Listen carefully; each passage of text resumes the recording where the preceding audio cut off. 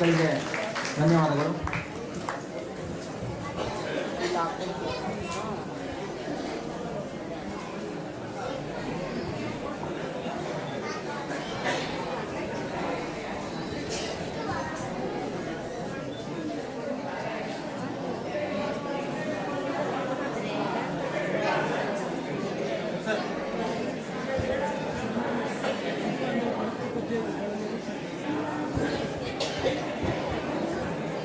ಇದೀಗ ಅಷ್ಟಾವಧಾನ ಕಾರ್ಯಕ್ರಮ ಪ್ರಾರಂಭವಾಗುತ್ತಿದೆ.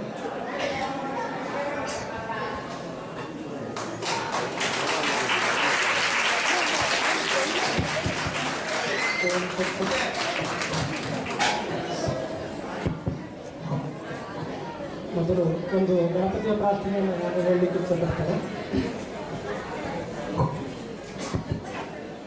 ವಂದೇ ಕ್ಷಿಪ್ರಂ ಪ್ರಸಾದಂ ಕವಿಜನರ್ದಯಂ ಶೃಂಗಕಂಡೇ ನಿವಾಸಂ ನಿತ್ಯಂ ಪುಷ್ಪೈಃ ಸುಪೂಜ್ಯಂ ಪರಿಮಳಭರಿತೈರ್ವಾಸಿತಂ ಯಜ್ಞಧೂಪೈಃ ಅಶ್ಮತ್ಪ್ರಾಪ್ತಸ್ವರೂಪಂ ಸಕೃದಪಿ ಚ ನಿಜಾಕಾರವದ್ರಾಜಮಾನಂ ಕಾವ್ಯೋದ್ಯುಕ್ತಾಯ ರತ್ಯಾದ್ವಿಪವದನ ಸದಾ ದೀಯತಾಮಾಶುಧಾರ.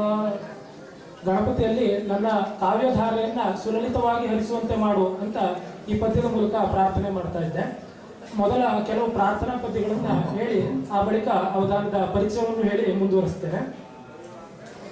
ಮಾತೆ ಶಾರದೆ ಶುದ್ಧವರ್ಣ ಸಹಿತಂ ರಾಗಾನ್ವಿತಂ ಸಭ್ಯ ಸಂಪ್ರೀತಂ ಸದ್ಗುಣಯುಕ್ತಂ ರಸ್ಕರಿ ಸತ್ಸಂಗ ಸಂಪಾದಿತಂ ಮಾತೆ ವೀಣೆಯನೆತ್ತು ಮೊಲ್ದು ನುಡಿಸೌ ನಿಂಪೊನ್ನಿಸುತ್ತಿದ್ದೊಡಂ ಪೂತಂ ತಾನೆನಿಕುಂ ಮದೀಯ ವಚನಂ ಸಂಸ್ಕಾರಮಂ ಪೊಂದುಗುಂ. ಇಲ್ಲಿ ಸರಸ್ವತಿಯ ಬಳಿ ನನ್ನ ಮಾತಿನಲ್ಲಿ ನೀನು ವೀಣೆ ಎಂದು ತಿಳಿದು ನುಡಿಸ್ತಾ ಇದ್ರೆ ನನ್ನ ಮಾತಿಗೆ ಸಂಸ್ಕಾರ ದೊರೆತು ಅದು ಎಲ್ಲರಿಂದ ಪ್ರೀತಿಸಲ್ಪಡುತ್ತದೆ. ಹಾಗಾಗಿ ನೀನು ನನ್ನ ಮಾತನ್ನೇ ವೀಣೆ ಎಂದು ತಿಳಿದು ನುಡಿಸು ಅಂತ ಈ ಪದ್ಯದಲ್ಲಿ ಕೇಳ್ಕೊಳ್ತಾ ಇರೋದು. ಕುಂದದೆ ಸೌರಭಂ ದಳೆದು ನಿಚ್ಚವು ನಿಚ್ಚಿಪರೆಂಬ ತುಂಬಿಯಂ ಚಂದದೆ ಕರ್ಷಿಸುತ್ತೆ ರಸಮಂಸಲೆ ತಾನುಣಿಸುತ್ತೆ ರಾಗದಿಂ ನಂದಿಪ ಸತ್ಪರಾಗ ನಿಭ ಕಾವ್ಯಕಮಾಶ್ರಯ ಮಾಧುದಂ ಸದಾ ವಂದಿಪೆನೆಲ್ಲ ಪೂರ್ವ ಸುಖವೀಶ್ವರ ಹೃತ್ಸರ ಸೀರು ಹಂಗಳಂ. ಚಿತ್ರ ಪೂರ್ಣ ಆಗಿದೆ, ನೀವು ನೋಡ್ಬೋದು.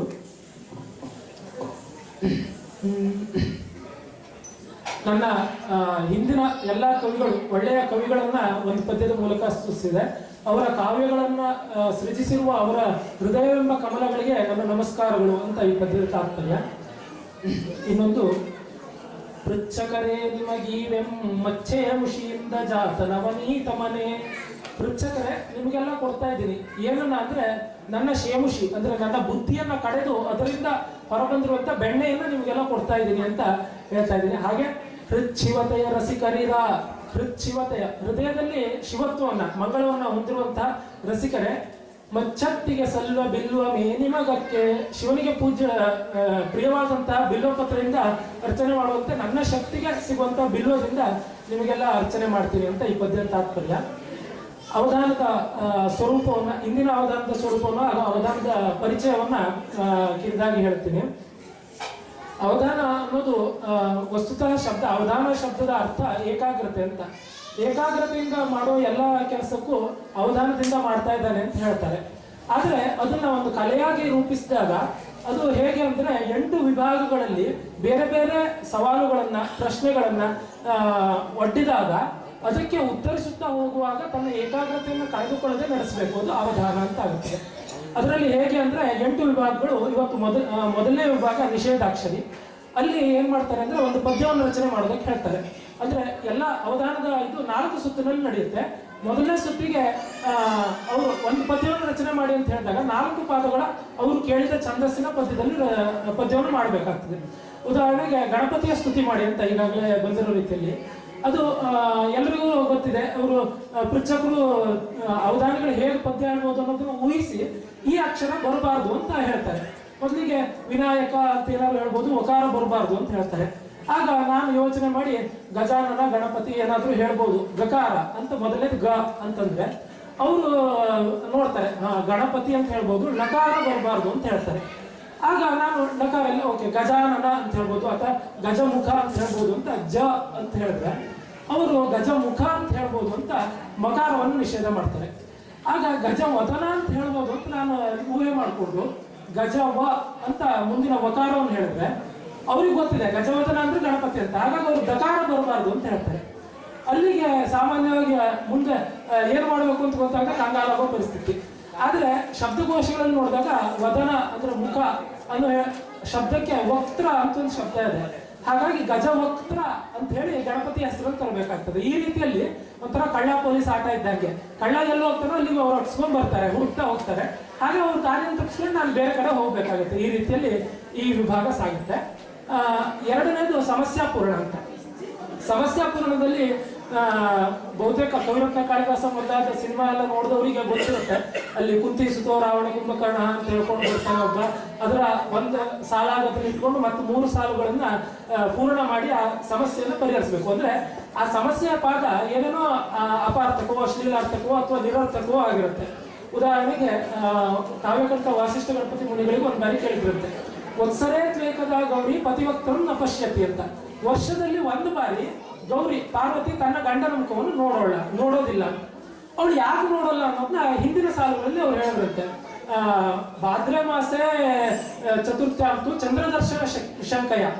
ಭಾದ್ರಪದ ಶುಕ್ಲದ ಚೌತಿಯ ದಿವಸ ಚಂದ್ರ ಕಂಡು ಬಿಡ್ತಾನೆ. ಅವನು ಶಿವ ಚಂದ್ರಶೇಖರ, ಅವನ ತಲೆ ಮೇಲೆ ಚಂದ್ರ ಇರೋದಕ್ಕೆ ಆ ಚಂದ್ರನನ್ನು ನೋಡಿ ತನಗೆ ಕಳಂಕ ಬರಬಹುದು ಅನ್ನೋ ಕಾರಣಕ್ಕೆ ಅವಳು ವರ್ಷದಲ್ಲಿ ಒಂದು ದಿವಸ ಗಂಡನ ಮುಖ ನೋಡಲ್ಲ, ಯಾಕಂದ್ರೆ ಚಂದ್ರ ಕಂಡು ಬಿಡ್ತಾನೆ ಅಂತ ಅವ್ರು ಪೂರ್ಣ ಮಾಡಿದ್ರಂತೆ. ಈ ರೀತಿಯಲ್ಲಿ ಅವರು ಕೊಟ್ಟಿರುವ ಒಂದು ಸಮಸ್ಯೆಯ ಸಾಲಿಗೆ ಹಿಂದಿನ ಸಾಲುಗಳನ್ನ ಸೇರಿಸಿ ಪರಿಹಾರ ಮಾಡಬೇಕು. ಇದು ಸಮಸ್ಯಾ ಪೂರ್ಣದ ಪ್ರಕ್ರಿಯೆ. ಇನ್ನು ಮುಂದಿನ ವಿಭಾಗ ದತ್ತಪದಿ. ದತ್ತಪದಿಯಲ್ಲಿ ಹೇಗೆ ಅಂದ್ರೆ 4 ಶಬ್ದಗಳನ್ನು ಕೊಡ್ತಾರೆ, ಒಂದು ವಿಷಯವನ್ನು ಕೊಡ್ತಾರೆ. ಉದಾಹರಣೆಗೆ ಶತಾವಧಾನಿ ಗಣೇಶ್ ಅವರಿಗೆ ಒಂದು ಬಾರಿ ಕೊಟ್ಟಿದ್ರಂತೆ, ಕಾಲನ ಲೀಲೆ ಅಂದ್ರೆ ವಿಧಿಯಿಂದ ಏನೇನು ಕಷ್ಟ ಆಗ್ತಾ ಇತ್ತು ತ್ರಿಮೂರ್ತಿಗಳಿಗೆ ಅನ್ನೋದನ್ನು ವರ್ಣಿಸಿ ಅಂತ ಹೇಳ್ಕೊಂಡು ಕ್ರಿಕೆಟ್, ವಿಕೆಟ್, ಸ್ಟಂಪು, ರನ್ನು ಅಂತ 4 ಶಬ್ದ ಕೊಟ್ಟಿದ್ರಂತೆ. ಅದಕ್ಕೆ ಅವರು ಕವಿ ಕೆಟ್ಟು ಪೋದಂ, ಕವಿ ಅಂದ್ರೆ ಬ್ರಹ್ಮ, ಕವಿ ಕೆಟ್ಟು ಅಲ್ಲಿ ವಿಕೆಟ್ಟು ಅಂತ ತಂದ್ರು.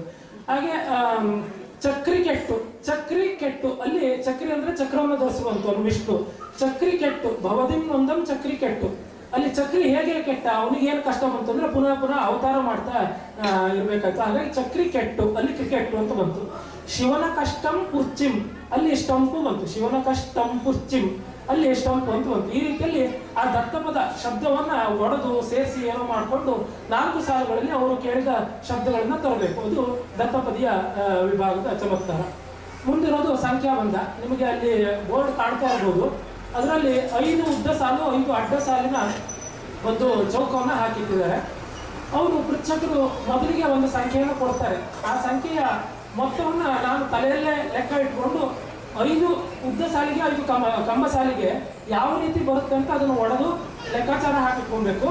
ಅವರು ಪ್ರತಿ ಉಳಿದ ವಿಭಾಗಗಳಿಗೆ ಉತ್ತರ ಕೊಡೋ ಮಧ್ಯದಲ್ಲಿ 3ನೇ ಸಾಲಿ 4ನೇ ಮನೆ ಎಷ್ಟು ಬರುತ್ತೆ, 2ನೇ ಸಾಲಿ 1ನೇ ಮನೆ ಎಷ್ಟು ಬರುತ್ತೆ, ಹೀಗೆ ಯಾವ್ದು ಬೇಕಾದ್ರೂ ಕೇಳ್ಬೋದು. ಅವ್ರು ಕೇಳಿದಾಗ ಆ ಮನೆ ಉತ್ತರವನ್ನು ನಾನು ಹೇಳ್ಬೇಕು. ಕೊನೆಗೆ ಎಲ್ಲವನ್ನೂ ಸೇರಿಸಿದಾಗ ಅವ್ರು ಕೊಟ್ಟಿರೋ ಸಂಖ್ಯೆ ಮೊತ್ತದಲ್ಲಿ ಬರಬೇಕು. ಈ ರೀತಿಯಲ್ಲಿ ಇರುತ್ತೆ ಅದು. ಇನ್ನು ಚಿತ್ರಕ್ಕೆ ಪದ್ಯ. ಇದು ಈಗಾಗಲೇ ನೋಡಿದ್ರಿ ನೀವು, ಅವ್ರು ಚಿತ್ರ ಬಿಡಿಸಿದ್ದನ್ನ.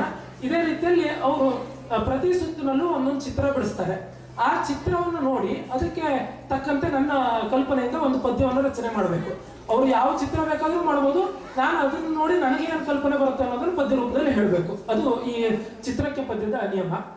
ಇನ್ನು ಅದರ ಮುಂದಿನ ವಿಭಾಗ ಕಾವ್ಯವಾಚನ. ಕಾವ್ಯವಾಚನದಲ್ಲಿ ಮಹಾಕವಿಗಳ ರಸವತ್ ಪ್ರಸಂಗಗಳಿಂದ ಆಯ್ದಂತಹ ಪದ್ಯವನ್ನು ಕೇಳ್ತಾರೆ. ಇದು ಹೇಗೆ ಅಂದ್ರೆ ಈ ಸಂದರ್ಭ ಸಹಿತ ವಿವರಿಸಿ ಯಾರು ಯಾರಿಗೆ ಯಾವಾಗ ಹೇಳಿದರು ಅಂತ ನಾವು ಪರೀಕ್ಷೆಲೆಲ್ಲ ಬರ್ದಿದ್ವಲ್ಲ, ಅದೇ ರೀತಿಯಲ್ಲಿ ಇದು. ಇದರಲ್ಲಿ ಅಲ್ಲಿ ನಮಗಾದ್ರೂ ಪರೀಕ್ಷೆಯಲ್ಲಿ ಸಿಲೆಬಸ್ ಅಂತ ಇರ್ತಿತ್ತು, ಇವ್ರಿಗೆ ಸಿಲೆಬಸ್ ಇಲ್ಲ. ಯಾರ ಕಾವ್ಯ ಬೇಕಾದ್ರೂ ಕೇಳ್ಬೋದು, ಆದ್ರೆ ಮಹಾಕವಿಗಳದ್ದು ಆಗಿರ್ಬೇಕು. ಹಾಗಾಗಿ ಪ್ರಸಿದ್ಧರಾದಂತಹ ಮಹಾಕವಿಗಳ ಕಾವ್ಯದ ಯಾವುದೋ ಒಂದು ಭಾಗವನ್ನು ಅವರು ಹಾಡಿದಾಗ ಅದು ಇಂತಹ ಕವಿ ಬರೆದದ್ದು, ಇಂತಹ ಕಾವ್ಯದ್ದು ಅಂತ ನಾನು ಗುರುತಿಸಿ ಅದರ ಸ್ವಾರಸ್ಯವನ್ನು ವಿವರಿಸಬೇಕು. ಇದು ಆ ನಿಯಮ. ಇನ್ನು ಅದರ ಮುಂದಿನ ವಿಭಾಗ ಆಶುಕವಿತೆ. ಆಶುಕವಿತೆಯಲ್ಲಿ ಈ 4 ವಿಭಾಗಗಳ ಇವೆಲ್ಲ ಹೇಗೆಂದ್ರೆ ಒಂದೊಂದು ಸುತ್ತಿ ಒಂದೊಂದು ಸಾಲುಗಳನ್ನು ಹೇಳಿದ್ರೆ, ಆಶುಕವಿತೆಯವರು ಒಂದು ಸುತ್ತಿಗೆ ಒಂದು ವಸ್ತುವನ್ನು ಕೊಡ್ತಾರೆ, ಅದಕ್ಕೆ ಇಡೀ ಪದ್ಯವನ್ನ ಆ ಸುತ್ತಿನಲ್ಲೇ ಹೇಳಬೇಕು. ಈಗ 4 ಸುತ್ತಿಗೆ 4 ಪದ್ಯವಾಗಿ ಸಾಗುತ್ತದೆ. ಇನ್ನು ಅದರ ಜೊತೆಗೆ ಅಪ್ರಸ್ತುತ ಪ್ರಸಂಗ. ಅವರು ಯಾವ ರೀತಿ ಪ್ರಶ್ನೆ ಕೇಳ್ತಾರೆ ಅನ್ನೋದನ್ನ ನೀವೇ ನೋಡಿ. ಉದಾಹರಣೆಗೆ ಒಂದು ಹೇಳ್ಬೋದು, ಎಳದಷ್ಟು ಗಿಡ್ಡ ಆಗೋದು ಯಾವುದು ಅಂತ ಅವ್ರು ಕೇಳ್ಬೋದು. ಅವಾಗ ನಾನು ವಿಚಾರ ಮಾಡ್ಬೇಕು, ಎಳದ್ರೆ ಗಿಡ್ಡ ಯಾವ್ದಾಗುತ್ತೆ, ಬೀಡಿ ಅಂತ ಹೇಳ್ಬೋದು. ಈಗ ಹಾಸ್ಯದಿಂದ ಅವರಿಗೆ ಅವ್ರು ಕೇಳಿದ್ದಕ್ಕೆ ಏನೋ ಒಂದು ಉತ್ತರನ ಹೇಳ್ಕೊಂಡು ಹೋಗೋದಾಗುತ್ತೆ. ಈ ರೀತಿಯಲ್ಲಿ ಅವಧಾನದ ಪ್ರಕ್ರಿಯೆ ನಡೆಯುತ್ತೆ. ಇದು ಸುಮಾರು 3 ತಾಸು ಆಗ್ಬೋದು, 2.5ರಿಂದ 3 ಗಂಟೆ ಕನಿಷ್ಠ ಬೇಕಾಗುತ್ತೆ. ಎಲ್ಲರೂ ತಾಳ್ಮೆಯಿಂದ ಕೇಳಬೇಕಾಗಿ ವಿನಂತಿ. ಜೊತೆಗೆ ಇನ್ನೊಂದು ಪದ್ಯದಿಂದ ಎಲ್ಲ ವಿಭಾಗಗಳನ್ನು ಶುರು ಮಾಡೋಣ. ಭದ್ರಂ ಸಲ್ಲುದದಾವಳಿಂದ, ಇಲ್ಲಿವರೆಗೆ ಮೊದಲು ಹೇಳಿದ ಪ್ರಾರ್ಥನಾ ಪದ್ಯಗಳು ಮೊದಲೇ ಮನೆಯಲ್ಲಿ ರಚನೆ ಮಾಡಿಟ್ಕೊಂಡಿರೋದು. ಅದು ನನ್ನ ಮೊದಲನೇ ಅವಧಾನದಿಂದ ಅದೇ ಪದ್ಯಗಳನ್ನ ಹೇಳ್ತಾ ಇದ್ದೀನಿ. ಇನ್ನು ಮುಂದೆ ಎಲ್ಲ ರಚನೆ ಮಾಡೋದು ಇದು ಯಾವ್ದು ಮ್ಯಾಚ್ ಫಿಕ್ಸಿಂಗ್ ಇಲ್ಲ, IPL ಅಥವಾ ಕ್ರಿಕೆಟ್ ತರ ಎಲ್ಲ ಇಲ್ಲಿಲ್ಲೇ ರಚನೆ ಆಗೋದು. ಇಲ್ಲಿಲ್ಲೇ ಅವ್ರು ಕೇಳಿದ್ದಕ್ಕೆ ಅವ್ರು ಪ್ರೇಕ್ಷಕರು ನನ್ನ ಜೊತೆಗೆ ಊಟ ಮಾಡಬಹುದು, ಕೂತ್ಕೊಂಡಿರ್ಬೋದು. ಆದ್ರೆ ಅವ್ರು ಯಾರು ನನಗೇನು ಹೇಳಿಲ್ಲ, ಹೇಳಬಾರ್ದು, ಅದು ಅವಧಾನದ ನಿಯಮ. ಹಾಗಾಗಿ ಇಲ್ಲಿ ಮುಂದೆ ಹೇಳೋ ಪದ್ಯಗಳೆಲ್ಲ ಆಶವಾಗಿ ಇಲ್ಲೇ ರಚನೆ ಮಾಡುವಂಥದ್ದು. ಭದ್ರಂ ಸಲ್ಲುದದಾವಳಿಂದಂ, ಭದ್ರಂ ಸಲ್ಲುದದಾವಳಿಂದಂ ಅನಿಶಂ, ಭದ್ರಂ ಸಲ್ಲುದದಾವಳಿಂದಂ ಅನಿಶಂ, ಚಿಂತಾವಿಹೀನರ್ಗೆ ಚಿಂತಾವಿಹೀನರ್ಗೆ ತಾಂ ಮುದ್ರಾಂಕಂಗಳ ನೀಳ್ವಳಾವಳವಳೆ, ಮುದ್ರಾಂಕಂಗಳ ನೀಳ್ವಳ್ ಅವಳೆ, ಮುದ್ರಾಂಕಂಗಳ ನೀಳ್ವಳಾವಳವಳೆ, ಸರ್ವರ್ಗ್ಯ ಸಂತೋಷದಿಂ, ಸರ್ವರ್ಗ್ಯ ಸಂತೋಷದಿಂ, ಚಿದ್ರಮ್ಯಾತ್ಮಕೆ ಚಿದ್ರಮ್ಯಾತ್ಮಕೆ ಚಿದ್ರಮ್ಯಾತ್ಮಕೆ ಶಾಂತಿಯಂ, ಚಿದ್ರಮ್ಯಾತ್ಮಕೆ ಶಾಂತಿಯಂ ಸೊಗದೆ ಕಾಪಿಟ್ಟಳ್ ಸದಾ ನೋಡ್ಕೊಡಂ, ಚಿದ್ರಮ್ಯಾತ್ಮಕೆ ಚಿದ್ರಮ್ಯಾತ್ಮಕೆ ಶಾಂತಿಯಂ ಸೊಗದೆ ಕಾಪಿಟ್ಟಳ್ ಸದಾ ನೋಡ್ಕೊಡಂ, ನಿದ್ರಾದೇವಿಯೇ ಬಾರದಿರ್ಕೆ, ನಿದ್ರಾದೇವಿಯ ಬಾರದಿರ್ಕೆ ಸವೆಗಂ, ನಿದ್ರಾದೇವಿಯ ಬಾರದಿರ್ಕೆ ಇನಿತಿ, ನಿದ್ರಾದೇವಿಯ ಬಾರದಿರ್ಕೆ ಎನುತು ಪ್ರಾರ್ಥಿಪ್ಪ ನೀವೇದಿಯೊಳ್. ಎಲ್ರಿಗೂ ಊಟ ಆಗಿದೆ, ಸಮಯ ಬೇರೆ 10 ಗಂಟೆ ದಾಟಿದೆ. ಹಾಗಾಗಿ ನಿದ್ರಾದೇವಿಗೆ ಪ್ರಾರ್ಥನೆ ಮಾಡ್ತಾ ಇದ್ದೀನಿ. ಏನಂತ ಅಂದ್ರೆ, ಅವಳು ಭದ್ರಂ ಸಲ್ಲುವುದದ ಆವಳಿಂದ ಯಾರಿಂದ ಎಲ್ರಿಗೂ ಒಳ್ಳೇದಾಗುತ್ತದೆ. ಅಂದ್ರೆ ನಿದ್ರೆ ಮಾಡೋದ್ರಿಂದ ಆರೋಗ್ಯ ಎಲ್ಲ ಚೆನ್ನಾಗಿರುತ್ತೆ, ನಿದ್ರೆಗೆಟ್ಟವರಿಗೆ ಆರೋಗ್ಯ ಬೇಗ ಹಾಳಾಗುತ್ತೆ ಅಂತ ಹೇಳ್ತಾರೆ. ಹಾಗಾಗಿ ಯಾರಿಂದ ಒಳ್ಳೇದಾಗುತ್ತದೆಯೋ, ಯಾವಾಗಲೂ ಅನಿಶಂ ಯಾವಾಗಲೂ ಕೂಡ ಯಾರಿಂದ ಒಳ್ಳೇದಾಗುತ್ತದೆಯೋ ಆ ದೇವಿ ಯಾರು ಅಂದ್ರೆ ನಿದ್ರಾದೇವಿ. ಅವಳು ಚಿದ್ರಮ್ಯಾತ್ಮಕೆ, ಅವಳು ಮನಸ್ಸಿಗೆ ಸಂತೋಷವನ್ನು ಕೊಡುವಂತವಳು. ಚಿತ್ ಅಂದ್ರೆ ಮನಸ್ಸಿಗೆ ಸಂತಸವನ್ನು ಉಂಟು ಮಾಡುವಂತವಳು. ಅವಳು ಕಣ್ಣಿಗೆ ಮುದ್ರೆಯನ್ನು ಹಾಕಿ ನಮ್ಮ ನೆಮ್ಮದಿಯ ಮಗನ ಕಾಪಿಡ್ತಾಳೆ ಅಂತ. ನಮ್ಮ ನೆಮ್ಮದಿ ಕಾಪಿಡ್ಬೇಕು ಅಂದ್ರೆ ನಾವು ಸ್ವಲ್ಪ ರೆಸ್ಟ್ ತಗೋಬೇಕು, ನಿದ್ರೆ ಮಾಡ್ಬೇಕಾಗತ್ತೆ. ಆಗ ನಮ್ಮ ಕಣ್ಣಿಗೆ ಬೀಗ ಹಾಕೋಬೇಕು. ನಾವು ಕಣ್ಣು ಬಿಟ್ಕೊಂಡು ನಿದ್ದೆ ಮಾಡೋಕ್ಕಾಗಲ್ಲ. ಹಾಗಾಗಿ ನಮ್ಮ ಕಣ್ಣನ್ನು ಮುಚ್ಚಿಸುವ ಮೂಲಕ ಯಾರು ನಮಗೆ ಸದಾ ಶಾಂತಿಯನ್ನ ಕಾಪಿಡ್ತಾಳೋ, ನಮ್ಮಲ್ಲಿ ಶಾಂತಿ ನೆಲೆಸುವಂತೆ ಮಾಡ್ತಾಳೋ ಅಂತ ನಿದ್ರಾದೇವಿ ಈಗ ಬರದೇ ಇರಲಿ ಸದ್ಯಕ್ಕೆ ಅಂತ ಈ ಪದ್ಯದ ಮೂಲಕ ಅವಳನ್ನು ಪ್ರಾರ್ಥಿಸ್ತಾ ಇದ್ದೆ. ಈಗ ಸಂಖ್ಯಾಬಂಧದ ಸಂಖ್ಯೆಯನ್ನು ಕೊಡುವ ಮೂಲಕ ಪ್ರಾರಂಭಿಸಬಹುದು. ಗುರುಭ್ಯಶ್ಚ ಗಯೇಭ್ಯಶ್ಚ ಮಯಾ ಬದ್ಧೋಯನಂಜಲಿ ಪ್ರಸನ್ನ ಮನಸ್ಸಸ್ತೇನೆ ಸತ್ಯಾಂ ಕುರುವಂತ ಭಾರತಿ. ದುರ್ಗಾ ವಿನಾಯಕರ ಪದ ತಲಗಳಲ್ಲಿ ವಂದಿಸಿಕೊಳ್ಳುತ್ತಾ, ಹಾಗೆ ಅವಧಾನಿಗಳಿಗೆ ನಮಸ್ಕಾರ. ಅವಧಾನಿಗಳ ಒಂದೆರಡು ಮಾತಿನಲ್ಲಿ ಪರಿಚಯ ಮಾಡಿ ಸಂಖ್ಯಾಬಂಧ ಸಂಖ್ಯೆ ಕೊಟ್ಟು ಆಮೇಲೆ ಸರಿ. ಯಾಕಂದ್ರೆ ಪರಿಚಯ ಹೇಳೋದು ಅಷ್ಟೇ ಬೇಕಾಗಿಲ್ಲ, ಅವಧಾನ ಕಲೆ ಪರಿಚಯ ಆಗಲಿ, ಪರಿಚಯ ಆಗತ್ತೆ ಆಮೇಲೆ. ಮ್ಯಾಚ್ ಫಿಕ್ಸಿಂಗ್ ಆಗಿಲ್ಲ ಹೇಳುವಂಥದ್ದು ಸಭ್ಯರಿಗೆ ಗೊತ್ತಾಗ್ಲಿ ಹೇಳೋ ದೃಷ್ಟಿಯಲ್ಲಿ ಸಭ್ಯರಿಂದಲೇ 3 ಅಂಕಿಯನ್ನು ತಗೊಳ್ತೇನೆ. ದಯವಿಟ್ಟು ಯಾರು 3 ಜನ ಎದ್ದಿತ್ತು ಒಂದೊಂದು ಅಂಕಿಯನ್ನ ಹೇಳಿದ್ರೆ ಅನುಕೂಲ.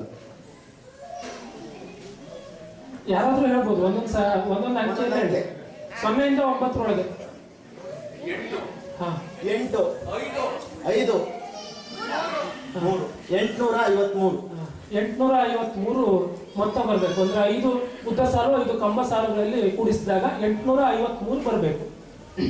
ಇನ್ನೊಂದು 2 ನಿಮಿಷ ಆದ್ಮೇಲೆ ನೀವು ಯಾವಾಗ ಬೇಕಾದ್ರೂ ಕೇಳ್ಬೋದು ಇದನ್ನ ಶುರು ಮಾಡಿದಾಗ.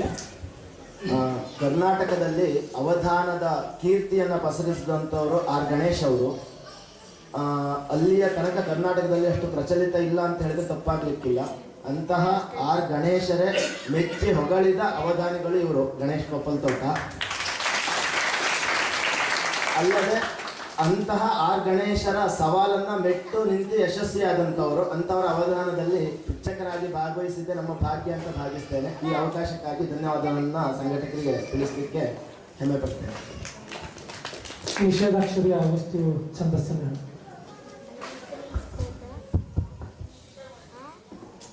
ದುರ್ಗ ವಿನಾಯಕರಿಗೆ ಮನಸ್ಸಾ ಸ್ಮರಿಸಿ ಗುರುಗಳನ್ನು ಪ್ರಣಾಮಪೂರ್ವಕವಾಗಿ ಮನದಲ್ಲಿ ನೆನೆದು ಈ ಅವಧಾನದಲ್ಲಿ ಉದ್ಯುಕ್ತನಾಗ್ತಾ ಇದ್ದೇನೆ. ಅವಧಾನಿಗೆ ನಮಸ್ಕಾರ. ನಮಸ್ಕಾರ. ಇಂದು ಕಂದ ಪದ್ಯದಲ್ಲಿ ಇಸ್ಪೀಟ್ ಆಟದ ಬಗ್ಗೆ ವಿವರಣೆ ಕೊಡಿ. ಓಹ್, ಇಲ್ಲಿದ್ದವರು ನಮ್ಮ ಎಲ್ಲರಿಗೂ ಇಸ್ಪೀಟ್ ಆಟ ಒಂಥರ ಜೀವನಾಡಿ. ದುಡ್ಡು ಹಾಕಿ ಆಡಲಿ ಆಡದೇ ಇರಲಿ, ಅವಾಗ ಗಂಡ ಆಡ್ತಾರೆ, ಅಪ್ಪ ಆಡ್ತಾರೆ, ಯಾರಾದ್ರೂ ಹೆಣ್ಮಕ್ಳಿಗೂ ಸಂಬಂಧ ಇದೆ. ಗಂಡದ್ರಿಗೆ ಅಂತೂ ಅನುಚಾರವಾಗಿ ನಡ್ಕೊಂಡ್ ಬಂದಿದೆ. ಇಸ್ಪೀಟ್ ಆಟ ಬಂದಿದ್ರು ನಮಗೆ ಅಂತ ಕಾಣಿಸ್ತಪ್ಪ. ದೇವಸ್ಥಾನದಲ್ಲಿ ಕೂತು ಇಸ್ಪೀಟ್ ಆಟದ ಬಗ್ಗೆ ಕೇಳ್ತಾ ಇದ್ದೀರಾ? ಅಲ್ಲ, ನಮ್ಮ ಭಾರತೀಯ ಕಲೆಯಲ್ಲಿ ಗಂಜಿಪಾ ಕಲೆ ಇಸ್ಪೀಟ್ ಆಟಕ್ಕೆ ಸಂವಾದಿಯಾಗಿತ್ತು ಅಂತಾರೆ. ಔದಾನದಲ್ಲೂ ಕೂಡ ಈ 8 ವಿಭಾಗಗಳಲ್ಲಿ ಇಸ್ಪೀಟ್ ಆಟವನ್ನು ಅಥವಾ ಚದುರಂಗವನ್ನು ಬಳಸೋ ಪದ್ಧತಿ ಇತ್ತು ಅಂತ ಹೇಳ್ತಾರೆ. ಅಂದ್ರೆ ಅದು ಜೂಜಾಗಿ ಪರಿವರ್ತನೆ ಆಗದೆ ಇದ್ದಾಗ ಅದೊಂದು ಕಲೆ, ಜೂಜಾದ್ರೆ ಮಾತ್ರ ಅದು ಕೆಟ್ಟದ್ದು. ಹಾಗಾಗಿ ಪರವಾಗಿಲ್ಲ, ಅಂತಾರಾಷ್ಟ್ರೀಯವಾಗಿ ಅದನ್ನ ಆಡ್ತಾರೆ ಟೂರ್ನಮೆಂಟ್ ಆಗಿ. ಓಹೋ, ನನಗೆ ಗೊತ್ತಿರಲಿಲ್ಲ. ಹಾಗೊಂದು ಕ್ರಮ ಇದೆ. ಹಾಗಾಗಿ ಅವ್ರು ಯಾರು ಭಾಗವಹಿಸಿದವ್ರು ಇರ್ಬೋದೇನೋ, ಅಷ್ಟು ಖುಷಿಯಿಂದ ಚಪ್ಪಾಳೆ ಹೊಡಿತಾ ಇದ್ದಾರೆ. ಅದೇ ಜೀವನಾಡಿ ಅದು, ಅದ್ರ ಬಿಟ್ಟು ಬರ್ತದೆ ಹೇಗೆ. ಹಾಗೆ ಇಸ್ಪೀಟ್ ಆಟದ ಬಗ್ಗೆ ನೀವು ಯಾವ ಗಾದೆ ಪದ್ಯ ಮೊದಲ ಅಕ್ಷರ ಯಾವ್ದು? ನಿಷೇಧ. ಗ ನಿಷೇಧ. ಏನ್ ಗಣಪತಿ ಅಂತ ನಾನು ತರ್ತೀನಿ ಅಂತ ಅಂದ್ಕೊಂಡ್ರ? ಗಂಜಿಪ್ಪ.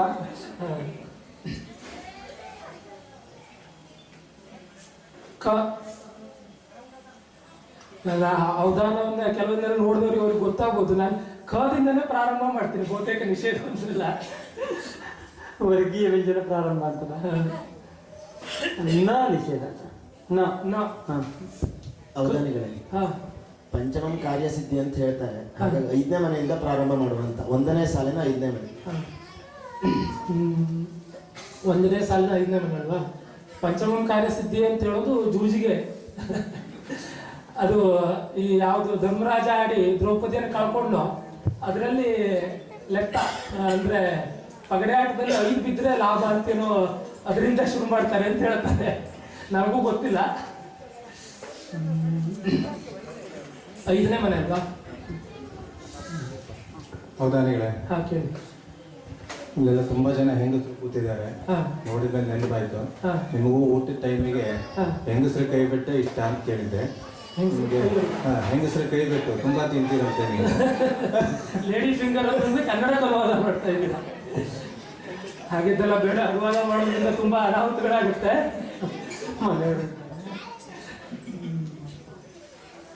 ಅಲ್ಲ, ಸಣ್ಣವನಾಗಿ ನಮ್ಮ ಅಮ್ಮ ಏನಾದ್ರು ತಿನ್ಸುವಾಗ ಕಚ್ತಿದ್ನೋ ಗೊತ್ತಿಲ್ಲ ನನಗೆ. ಈಗ ಕಚ್ಚಿದ್ರೆ ಏಟ್ ಬಿಡುತ್ತೆ, ಹಾಗಾಗಿದೆ ಪರಿಸ್ಥಿತಿ.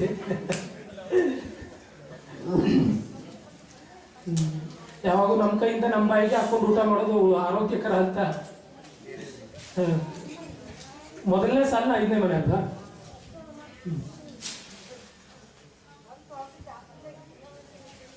$853 ಮೊತ್ತ ಬರಬೇಕು.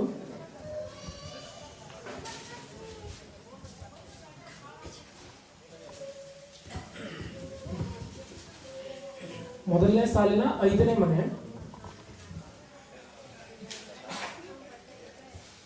159. ಯಾವ್ದಾದ್ರು ಒಂದು ಸಾಲನ್ನು ಮೊದಲು ಕೇಳಿ, ಮೊತ್ತ ಬರುತ್ತಾ ನೋಡೋಣ.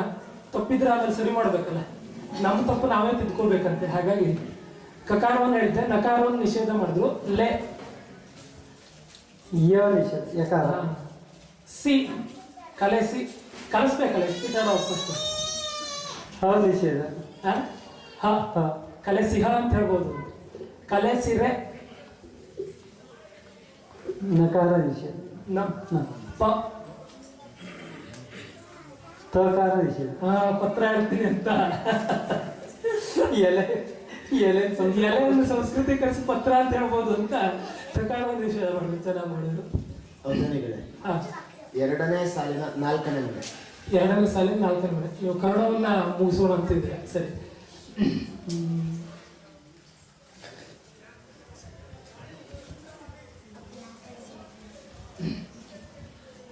167. ಂದ್ಯಂ ಕಲೆಸಿರೆ ಪಂದ್ಯಂ. ನಕಾರ ನಿಷೇಧ. ನಕಾರವನ್ನು ನಿಷೇಧ.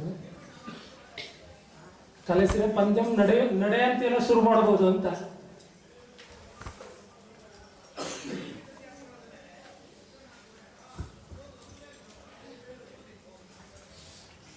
ಹೌದಾನಿಗಳೇ ಹಾ ಎಲ್ಲಿದ್ದೀರಪ್ಪ?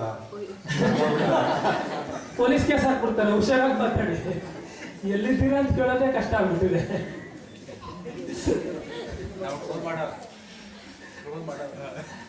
ಸದ್ಯಕ್ಕೆ ನಿಷೇಧಾಕ್ಷರದಲ್ಲಿ ಸಿಕ್ಕಾಕೊಂಡಿದ್ದೀರಿ.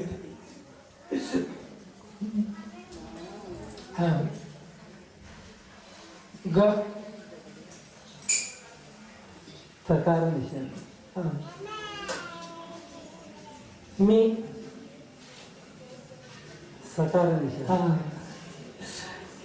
ಗಮನ ಅಂದ್ರೆ ನಡೆಯೋದು ಅಂತ ಆ ರೀತಿಯಲ್ಲಿ ತರೋಣ ಅಂತ ಗಮಿಸಲ್ ಗಮಿಸು ಅಂತ ಏನಾದ್ರು ತರ್ಬೋದು ಅಂತ ಸಕಾರ ನಿಷೇಧ ಮಾಡುದು. ನಾನು ಮನಸ್ಸಿನಲ್ಲಿ ಅದನ್ನೇ ಇಟ್ಕೊಂಡಿದ್ದೆ, ಪರವಾಗಿಲ್ಲ. ಕಲಸಿರ ಪಂದ್ಯಂ ಗಮಿಕುಂ ಗಮಿಸುತ್ತದೆ ಅಂತ ಹಳೆಗನ್ನಡದಲ್ಲಿ ಗಮಿಕುಂ ಅಂದ್ರೆ ಗಮಿಸುವುದು, ಹೋಗುತ್ತದೆ, ನಡೆಯುತ್ತದೆ ಅಂತ ಮೊದಲನೇ ಪಾದ ಮುಗಿದಿದೆ. ಕಲಸಿರೆ ಪಂದ್ಯಂ ಗಮಿಕುಂ, ಕಲಸಿದಾಗ ಆಟ ಶುರುವಾಗುತ್ತೆ ಅಂತ ಮೊದಲನೇ ಸಾಲ ಆಗಿದೆ. ಏನನ್ನ ಹೇಗೆ ಅನ್ನೋದು ಮುಂದಿನ ಸಾಲಿಂದ ನೋಡೋಣ. ಈಗ ಸಮಸ್ಯೆಯ ಪಾದವನ್ನು ಕೊಡಬೇಕು.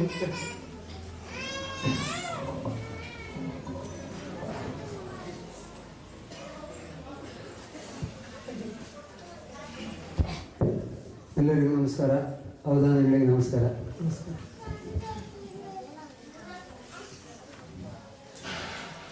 ಸಮಸ್ಯೆ ಕೇಳಿದ ತಕ್ಷಣ ಯಾರಾದರೂ ಎದ್ದು ಬರ್ತಾರೋ ಅನ್ನೋ ಭಯ ಇದೆ. ಅವಧಾನ ಮುಗಿಯುವವರಿಗೆ ಇರೋರು ಮಾತ್ರ ಕೇಳಿಸ್ಕೊಳ್ಳಿ. ಭಯಂಕರವಾಗಿದೆ ಅಂತ ಗೊತ್ತಾಗ್ತಾ ಇದೆ. ಜಾನಕಿಯ ಮೊಲೆಯಿಂದಿಳಿಸಿ ಕೈಯ ನೀಡಿ ಕೆಳಗಿಟ್ಟನ ಲಕ್ಷ್ಮಣ ಅಂತ. ಜಾನಕಿಯ ಮೊಲೆಯಿಂದ ಇಳಿಸಿ ಕೈಯ ನೀಡಿ ಕೆಳಗಿಟ್ಟನ ಲಕ್ಷ್ಮಣ ಅಂತ.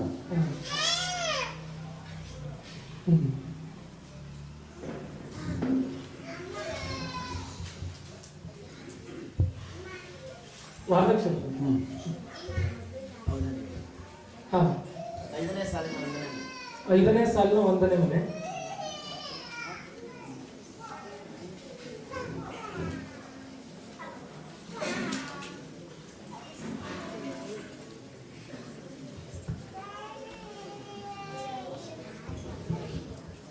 ನೂರ 84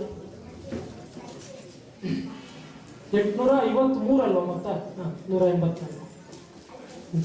ನೀವೇನೋ ಮೈಕ್ ಎತ್ತಿದ್ರಿ, ಬಿಲ್ಲಿ ಎತ್ತಿ ಬಾಣ ಹೂಡುತ್ತರ ಕಾಣ್ತಾ ಇದೆ.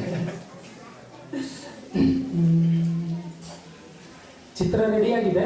ಈ ಪದ್ಯಗಳು ಮುಗಿದ್ಮೇಲೆ ಅಲ್ಲಿಗೆ ಬರ್ತೀನಿ.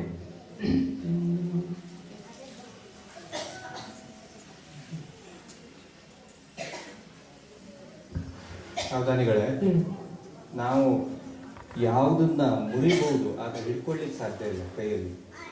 ಯಾವುದನ್ನ ಮುರಿಬಹುದು, ಮುರಿಲಿಕ್ಕೆ ಸಾಧ್ಯ ಇದೆ, ಆದ್ರೆ ಕೈಯಲ್ಲಾಗ್ಲಿ ಕಾಲಲ್ಲಾಗ್ಲಿ ಹಿಡ್ಕೊಳ್ಳಿಕ್ಕೆ ಸಾಧ್ಯ ಇಲ್ಲ. ಕೊಟ್ಟ ಮಾತನ್ನ ಕೊಟ್ಟ ಮಾತು ಮುರಿಬಹುದು, ಆದ್ರೆ ಹಿಡ್ಕೊಳಕ್ ಸಾಧ್ಯ ಇಲ್ಲ. ಮಾನನಿಧಿ ವನವಾಸ ಕಾಲದೊಳಗೆಂತುಟೋ. ವಾರ್ಧಕ ಷಟ್ಪದಿ 6 ಸಾಲುಗಳಾಗಿರೋದ್ರಿಂದ ಮೊದಲ 2 ಸಾಲುಗಳನ್ನ ಹೇಳ್ತೀನಿ, 2ನೇ ಸುತ್ತ ಮೇಲೆ 1 ಸಾಲು ಹೇಳ್ತೀನಿ. ಹಾಗಾಗಿ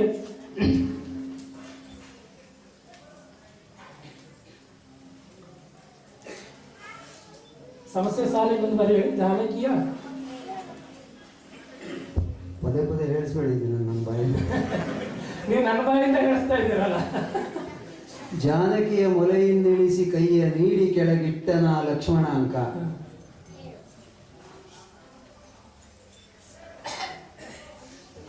ಇಳಿಸಿ ಕೈಯ ನೀಡಿ ಕೆಳಗಿಟ್ಟನ ಲಕ್ಷ್ಮಣ ಅಂಕ. ಮಾನನಿಧಿ ವನವಾಸ ಕಾಲದೊಳ್ ಏನಿದೆ? ಮಾನನಿಧಿ ವನವಾಸ ಕಾಲದೊಳ್. ಹಾ ಮಾನನಿಧಿ ವನವಾಸ ಕಾಲದೊಳಗೆ ಎಂತುಟೋ ಬೇಡ, ಎಂತುಟೋ ಮುಂದೆಲ್ಲಾರು ತಗೊಂಡ್ರ. ಎಂತುಟೋ ಅಂದ್ರೆ ಹೇಗೋ ಅಂತ. ಮಾನನಿಧಿ ವನವಾಸ ಕಾಲದೊಳ್ ಬೇಗೆಯೊಳ್. ಮಾನನಿಧಿ ವನವಾಸ ಕಾಲದೊಳ್ ಬೇಗೆಯೊಳ್ ದಾನವರ್ ಕಳೆ ಮೆರೆಬ. ದಾನವರ್ ಕಳೆ ಮೆರೆಬ. ದಾನವರ್ ಕಳೆ ಮೆರೆಬ. ದಾನವರ್ ಕಳೆ ಮೆರೆಬ. ಕಾಂತಾರ ಮಧ್ಯದೊಳ್. 4ನೇ ಸಾಲಿನ 2ನೇ ಮನೆ. 4ನೇ ಸಾಲಿನ 2ನೇ ಮನೆ.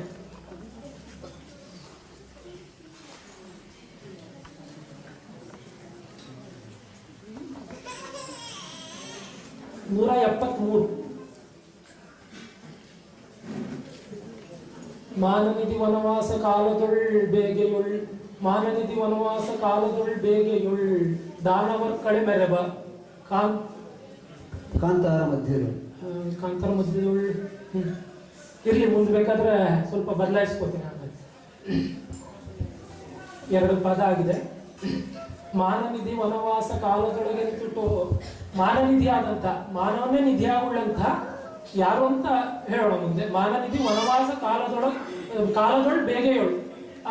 ವನವಾಸ ಕಾಲದಲ್ಲಿ ವನವಾಸದಲ್ಲಿ ಸಂಚಾರ ಮಾಡ್ತಾ ಇರುವಾಗ ಬೇಗೆಯೋಳು ಅಂದ್ರೆ ಬೇಗೆ ಸಂಕಷ್ಟದಿಂದ ದಾನವರ ಕಡೆ ಮೆರೆವ, ದಾನವರು ಅಂದ್ರೆ ರಾಕ್ಷಸರೇ ಮೆರೆಯುತ್ತಿರುವಂತಹ ಕಾಂತಾರ ಮಧ್ಯದೊಳು. ಕಾಂತಾರ ಅಂದ್ರೆ ಅಡವಿಯ ಮಧ್ಯದಲ್ಲಿ ಅಂತ 2 ಪದ ಆಗಿದೆ. ಸಮಸ್ಯೆಯ ಪರಿಹಾರ ಏನಾಗುತ್ತೆ ಅನ್ನೋದನ್ನ ಮುಂದೆ ನೋಡೋಣ. ಸಮಸ್ಯೆ ಎಲ್ರಿಗೂ ಅರ್ಥ ಆಗಿದೆ ಅಂತ ಅನ್ಕೊಂಡಿದ್ದೀನಿ, ಯಾಕಂದ್ರೆ ಇಂಥ ವಿಷಯವನ್ನ ವಿವರಿಸಿ ಹೇಳೋದು ಬೇಕಾಗಲ್ಲ, ಬೇಗ ಅರ್ಥ ಆಗುತ್ತೆ. ಜಾನಕಿ ಮತ್ತು ಲಕ್ಷ್ಮಣ ಅಂತ ಇರುವಾಗಲೇ ನನಗೆ ಏಟು ಬೀಳುವಷ್ಟು ಅರ್ಥ ಆಗಿರ್ತದೆ. ಮಧ್ಯ ಬಂದಿರೋ ಇನ್ನೊಂದೆರಡು ಶಬ್ದಗಳಿಂದ ಇನ್ನೂ ಏನೇನೋ ಅನಾಹುತಗಳಾಗ್ಬೋದು. ನಿಮಗೂ ಅಪಾಯ ಆಗ್ಬೋದು. ಅಪಾಯ ನಿರೀಕ್ಷಿತ ಮಟ್ಟದಲ್ಲಿ ಆಗೋದಿಲ್ಲ ಅನ್ನೋ ಭರವಸೆ ನಿಮ್ಮ ಈ ವೇಗದಿಂದ ಗೊತ್ತಾಗ್ತದೆ. ನಿಮ್ಮ ಸಮಸ್ಯೆಯನ್ನು ಬಗೆಹರಿಸ್ತಾ ಇರೋದಕ್ಕೆ ನನಗಂತೂ ಅಪಾಯ ಇಲ್ಲ ಅಂತ ನನಗೆ ಗೊತ್ತಾಗಿದೆ. ಈಗ ದತ್ತಪದಿಯ ವಸ್ತು, ಛಂದಸ್ಸು ಮತ್ತು ಇದನ್ನ ಕೊಡಬೇಕು ಪದಗಳಲ್ಲಿ. ಶ್ರೀ ಗುರುಭ್ಯೋ ನಮಃ. ನಮಸ್ಕಾರ ಅವಧಾನಿಗಳೇ. ನಮಸ್ಕಾರ. ನನಗಂತೂ ತೀರಾ ಹೊಸಬರು ನೀವು, ಮಕ್ಕಳು ಸಹ. ನನಗೆ ಒಂದು ಗಣಪತಿ ಸ್ತುತಿ ಆಗಬೇಕು. ಆದಿವಂದಿತನನ್ನು ನೆನೆಸಿಕೊಂಡು ಪ್ರೀತಿಯಾದ್ರಿಂದ ನಮ್ಮನ್ನು ಕಾಪಾಡು, ಅವನ ಹೊಟ್ಟೆಗೆ ಸಿಕ್ಕೊಂಡು ಚಂದ ಕಾಣ್ತಾ ಇದೆಯಾ, ಉದ್ದ ಮೂಗಿನ ಮದುವೆ ಗಣಪ ನಮ್ಮನ್ನು ಅಲ್ಲ, ನೀವು ಕಾಪಾಡಬೇಕು. ಪೂರ್ತಿ ಭಾವವನ್ನು ಹೇಳ್ಬಿಟ್ರೆ ನಂದು ಪದಗಳನ್ನು ತರೋದೇನು ಉಳಿಯೋಲ್ಲ. ನನಗದೇ ಬೇಕಲ್ಲ, ಆ ಭಾವ ಬರುವಂತ ಒಂದು ಸಿಟ್ಟುಗೊಂಡ ಹೆಣ್ಣಿನ 6 ಸಾಲು. ಭಾವಿನಿ. ಭಾಮಿನಿ ಚಂದ್ರಬಂಧದಲ್ಲಿ 4 ಶಬ್ದ. ಲುಚ್ಚ ಲುಚ್ಚ ಲುಚ್ಚ ಚ. ಅದು ಮೊದಲನೇ ಸಾಲಿನಲ್ಲಿ ಬರಬೇಕು. 2ನೇದು ಹಾದರ, ಅದು 2ನೇ ಸಾಲಿನಲ್ಲಿ ಬರಬೇಕು. 3 ಮತ್ತು 4ನೇ ಸಾಲಿಗೆ ನೀವು ಸ್ವಾತಂತ್ರ್ಯಕ್ಕೆ ಬಿಡ್ತಾ ಇದ್ದೇನೆ. 5ನೇ ಸಾಲಿನಲ್ಲಿ ದರವೇಶಿ ಬರಬೇಕು. 6ನೇ ಸಾಲಿನಲ್ಲಿ ಲಂಪಟ ಆಗಿರಬೇಕು. ಸರಿಯಾಗಿದೆ ಶಬ್ದಗಳು. ಲುಚ್ಚ, ಹಾದರ, ದರವೇಶಿ, ಲಂಪಟ ಇದನ್ನು ಬಳಸ್ಕೊಂಡು ಗಣಪತಿ ಸ್ತುತಿ ಆಗ್ಬೇಕು. ನೋಡಿ, ಗಣಪತಿ ನೋಡೋದಕ್ಕೆ ಎಂತೆಂಥ ಶಬ್ದಗಳನ್ನು ಕೊಟ್ಟಿದ್ದಾರೆ ಅಂದ್ರೆ ಅದು ಭಾಮಿನಿ ಶಬ್ದ.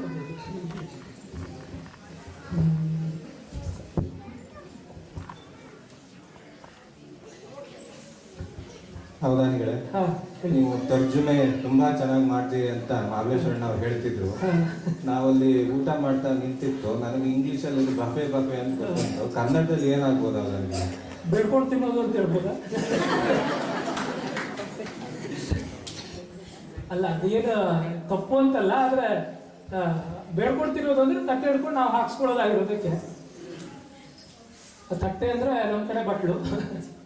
ಬೆಂಗಳೂರು ಕಡೆ ಇದೇ ಒಂದು ಸಮಸ್ಯೆ ಏನಂದ್ರೆ, ನಾವು ಬಟ್ಲು ಅಂತ ಹೇಳೋದು ಅವರಿಗೆ ಬೌಲು, ನಾವು ತಟ್ಟೆ ಅಂತ ಹೇಳೋದು ನಮ್ಮ ಲೆಕ್ಕದಲ್ಲಿ ಅದು ಲೋಟ ಆದ್ರೆ ಅವ್ರಿಗೆ ಪ್ಲೇಟ್. ಅದು ನಾವು ಏನಾದ್ರೂ ಅವ್ರಿಗೆ ಕನ್ಫ್ಯೂಸ್ ಆಗುತ್ತೆ. ಹಾಗಾಗಿ ನೀವು ಯಾವುದೋ ಬೇರೆ ದೇಶದ ಹೋಗೋ ಅಂತ ಹೇಳ್ಬಿಡ್ತಾರೆ ನಮಗೆ. ಹಾಗೆ ಅದಕ್ಕೆ ಅಲ್ಲಿ ಭಾಷೆ ಒಂದು ಸ್ವಲ್ಪ ಕಲ್ತಿಲ್ಲ, ತಟ್ಟೆ ಅಂತೆಲ್ಲ ಬರ್ತಾ ಇದೆ.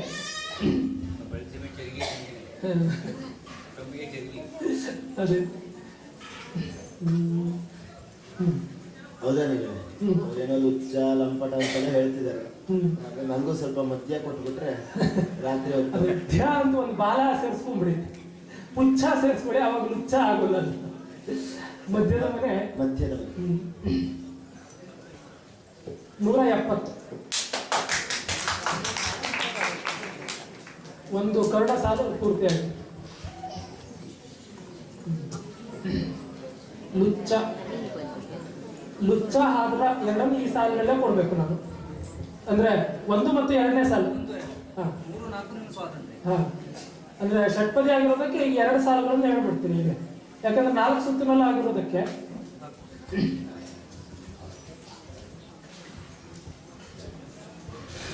ಸಂಖ್ಯಾಬಂಧದಲ್ಲಿ ಕರ್ಣ ಸಾಲು ಒಂದು ಪೂರ್ತಿಯಾಗಿದೆ.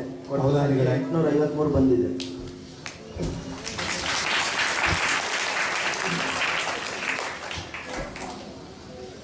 ಓಕೆ, ಏನು ಅವಧಾನಿಗಳೇ, ಇಲ್ಲ ನಿಮ್ಮ ಸ್ನೇಹಿತರು ಮಧ್ಯ ಅಂತಿದ್ರು, ಸಮಸ್ಯೆ ಪೂರ್ತಿ ಮಾಡ್ಬೇಕಿದ್ರೆ ಅವರು ನೀವು ಕಳ್ ಅಂತಿದ್ರೆ ಏನಾದ್ರು ಅಭ್ಯಾಸ ಇದೆಯೋ ಹಾಗೆ ರಾತ್ರಿ ತಗೊಳ್ಳೋದು? ನಿಮಗೆ ಯಾಕೆ ಹಚ್ಚಿಡ್ತೆ? ಪದೇ ಹೇಳ್ತಿದ್ರಲ್ಲ ಕಳ್ ಅಂತ ಸಮಸ್ಯೆ ಪೂರ್ತಿ ಮಾಡ್ಬೇಕು. ಅಭ್ಯಾಸ ಇರೋರು ಹೇಳಲ್ಲ, ತಗೊಂಡವ್ರು ಹೇಳ್ಬೋದು, ಅದು ಗೊತ್ತಿಲ್ಲ.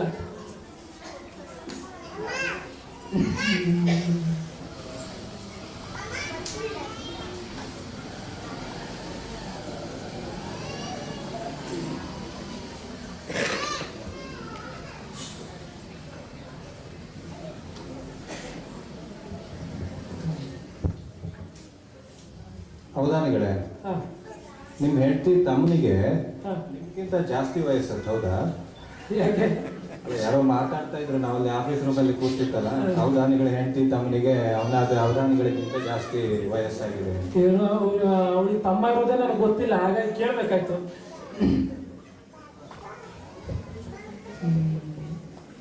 ಅವಧಾನಿಗಳೇ, ಹಾ, ಅವರು ನಿಮ್ಮ ಹೆಂಡತಿ ಸುದ್ದಿ ಹೇಳುವಾಗ ಗೊತ್ತಾಯ್ತು ನಿಮ್ಮ ಸಪ್ತಮ ಭಾವ ಪೂರ್ತಿಯಾಗಿದೆ ಅಂತ ಹಾ, ಜೀವನದಲ್ಲಿ. ಹಾ. ನೀವು ಈ ಸುತ್ತಲೆಲ್ಲ ಸಂಖ್ಯಾ ಬಂಧುವನ್ನ ಪೂರ್ತಿ ಮಾಡ್ತೀರಾ? ಹಾಗಾಗಿ ನನ್ನ ಸಪ್ತಮವನ್ನು ಪೂರ್ತಿ ಮಾಡಿಕೊಟ್ರೆ ಅನುಕೂಲ ಇತ್ತು. 2ನೇ ಸಾಲಿನ 2ನೇ ಮನೆ. 2ನೇ ಸಾಲಿನ 2ನೇ ಮನೆ.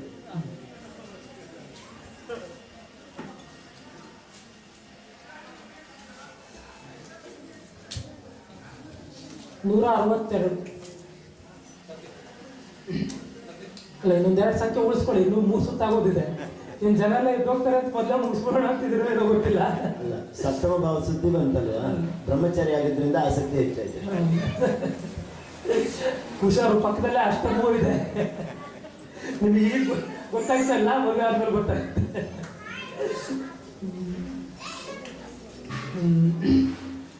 ಭಾಮಿನಿ ಷಟ್ಪದಿಯಲ್ಲಿ ಗಣಪತಿಯ ಸ್ತುತಿ ಆಗಬೇಕು.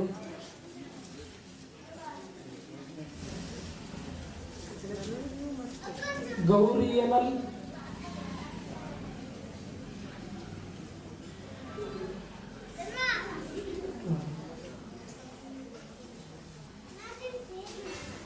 ಗೌರಿ ಸುತನೆನಲ್ ಸ್ವಲ್ಪ ಬದಲಾಯಿಸಿ.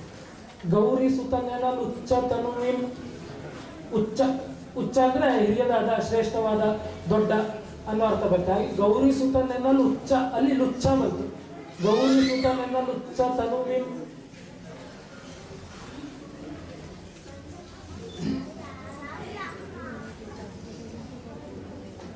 ಇನ್ನೊಂದು ಪಾದವನ್ನು ಹೇಳ್ಬಿಡ್ತೀನಿ.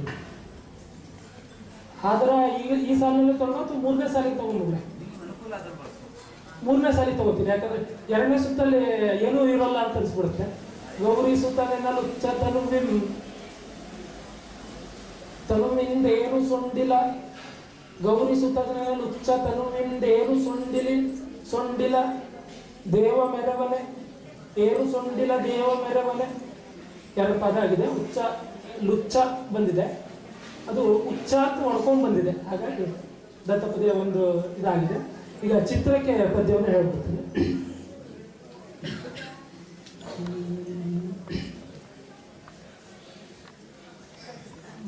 ಕಂದ ಪದ್ಯ ಬಂತು, ವಾರ್ಧಕ ಬಂತು, ಭಾಮಿನಿ ಬಂತು. ಬೇರೆ ಯಾವುದಾದ್ರು ಒಂದು ಛಂದಸ್ಸನ್ನು ಬಳಸೋಣ ಅಂತ.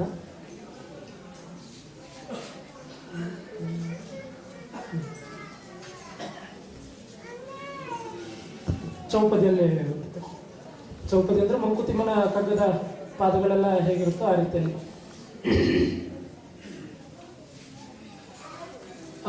ಅದಕಾಯು ತಿಪ್ಪುದೈ ಸಿಂಹಾಸನಂ ನೋಡೆ. ಅದಕಾಯು ತಿಪ್ಪುದೈ ಸಿಂಹಾಸನಂ ನೋಡೆ.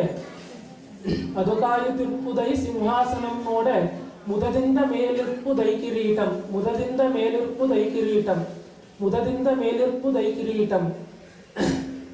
ಪದಪಿಂದೆ ಮುನ್ನಡೆವ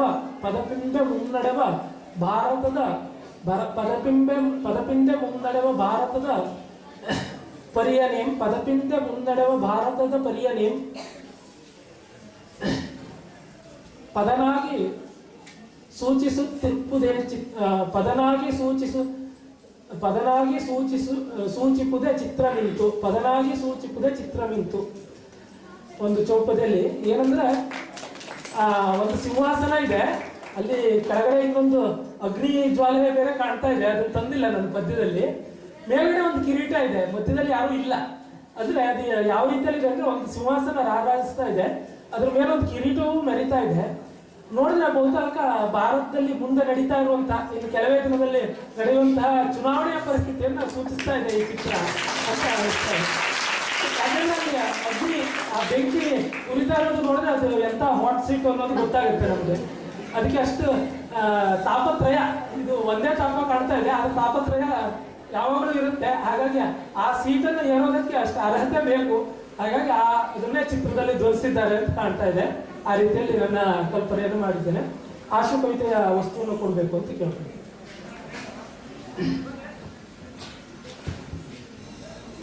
ಹರೇ ರಾಮ. ಬ್ರಹ್ಮಾನಂದಂ ಪರಮ ಸುಖದಂ ಕೇವಲಂ ಜ್ಞಾನಮೂರ್ತಿಂ ದ್ವಂದ್ವಾತೀತಂ ತ್ರಿಗುಣರಹಿತಂ ತತ್ವಮಸ್ಯಾದಿ ಲಕ್ಷ್ಯಂ ಏಕಂ ನಿತ್ಯಂ ವಿಮಲಮಚಲಂ ಸರ್ವಧಿ ಸಾಕ್ಷಿಭೂತಂ ಭಾವಾತೀತಂ ಗಗನ ಸದೃಶಂ ಸದ್ಗುರುತಂ ನಮಾಮಿ. ಸಕಲ ಚರಾಚರಗಳ ಸೃಷ್ಟಿ ಆನಂದಕ್ಕೆ ಕಾರಣವಾದಂತಹ ಗುರುಚರಣಗಳಿಗೆ ನತಮಸ್ತಕಳಾಗಿ ಸ್ಥಾನಿಕ ದೇವತೆ ದುರ್ಗಾ ವಿನಾಯಕರಿಗೆ ಮನಸ್ಸ ವಂದಿಸುತ್ತಾ ಅವಧಾನಿಗಳಿಗೆ ನಮಸ್ಕಾರ.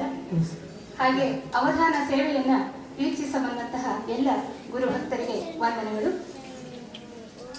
ನಾನು ಮೊದಲಿಗೆ ತಮ್ಮಲ್ಲಿ ಕೇಳುವಂಥದ್ದು, ದುರ್ಗಾ ವಿನಾಯಕನ ಬಗ್ಗೆ ಒಂದು ಸ್ತುತಿಯನ್ನ ರಚಿಸಿ ತಮಗಿಷ್ಟ ಬಂದಂತಹ ಛಂದಸ್ಸಿನ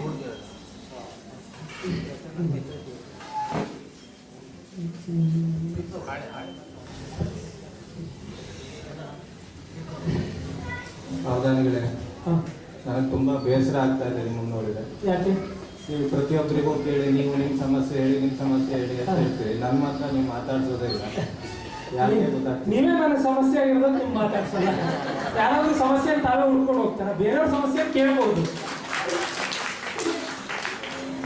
ಹೀಗೆ ಸಮಸ್ಯೆ ಪರಿಹಾರ ಮಾಡ್ತಾರಂತೆ, ಅವಧಾನಿಗಳು ಸಮಸ್ಯೆ ಪರಿಹಾರ ಮಾಡ್ತಾರಂತೆ ಅಂತ ಹೇಳ್ಕೊಂಡು ಶತಾವಧಾನಿ ಗಣೇಶ್ವರ ಹತ್ರ ಒಬ್ರು ಬಂದಿದ್ರಂತೆ. ಅವರು ಇಲ್ಲ ವೇದಿಕೆ ಹಿಂದ್ಗಡೆ ನನ್ನ ಸಮಸ್ಯೆ ಹೇಳ್ತೀನಿ, ಇಲ್ಲ ವೇದಿಕೆಗೆ ಕಳಿಸಿ, ಇಲ್ಲಿ ಹೇಳೋದು ಸರಿಯಾಗಿರೋಲ್ಲ. ಅವಧಾನದಲ್ಲಿ ಅಂದ್ರೆ ಮೊದಲೇ ಏನು ಕೇಳಬಾರ್ದು ಅಂತ ಇರುತ್ತಲ್ಲ. ಅವರು ಆಮೇಲೆ ಚೀಟಿಯಲ್ಲಿ ಬರೆದು ಕಳಿಸಿದ್ರಂತೆ. ಅದನ್ನ ಪ್ರಚಾರ ತಗೊಂಡು ಓದ್ಬಿಟ್ರಂತೆ. ಅದೇನಂದ್ರೆ ನನ್ನ ಡೈವರ್ಸ್ ಯಾವಾಗ ಆಗುತ್ತೆ ಅಂತ. ಅವ್ರ ಸಮಸ್ಯೆ ಆಗಿದ್ರೆ ನಾವೇನ್ ಮಾಡೋಕ್ಕಾಗುತ್ತೆ. ಹಾಗಾಗಿ ದುರ್ಗಾ ವಿನಾಯಕರ ಸ್ಥಿತಿ ಆಗುತ್ತೆ.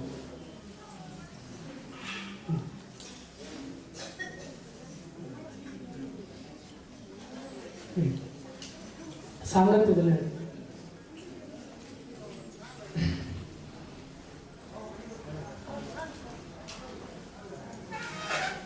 ಆರ್ಗೆಂದು ರಕ್ಷೆಯ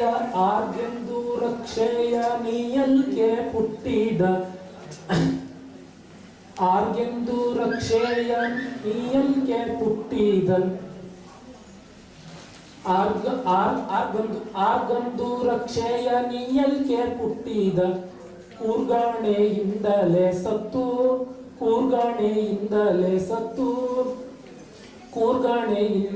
ಸತ್ತು ಆರ್ಗಂದು ರಕ್ಷೆಯ ನೀಯಲ್ಕೆ ಪುಟ್ಟಿದ, ಕೂರ್ಗಾಣೆಯಿಂದಲೇ ಸತ್ತಂ ಅಂತ. ಆರ್ಗಂದು ರಕ್ಷೆಯ ನೀಯಲ್ಕೆ ಪುಟ್ಟಿದ, ಕೂರ್ಗಾಣೆಯಿಂದಲೇ ಸತ್ತಂ. ತೋರ್ಗುಮೆ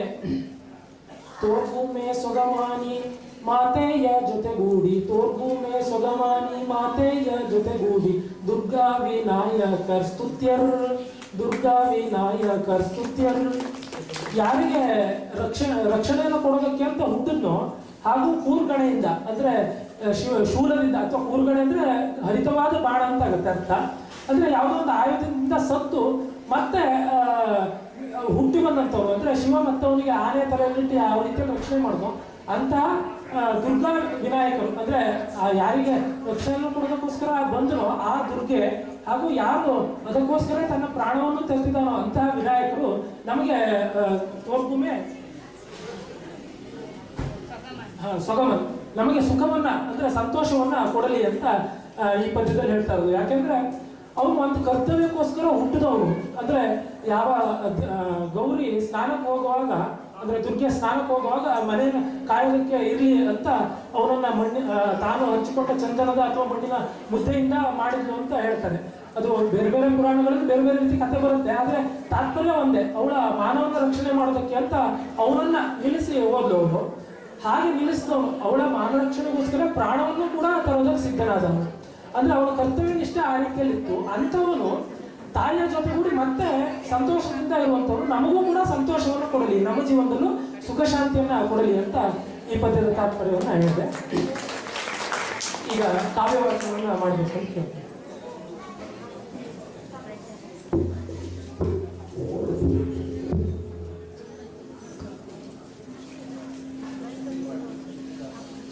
ನಮಸ್ಕಾರ.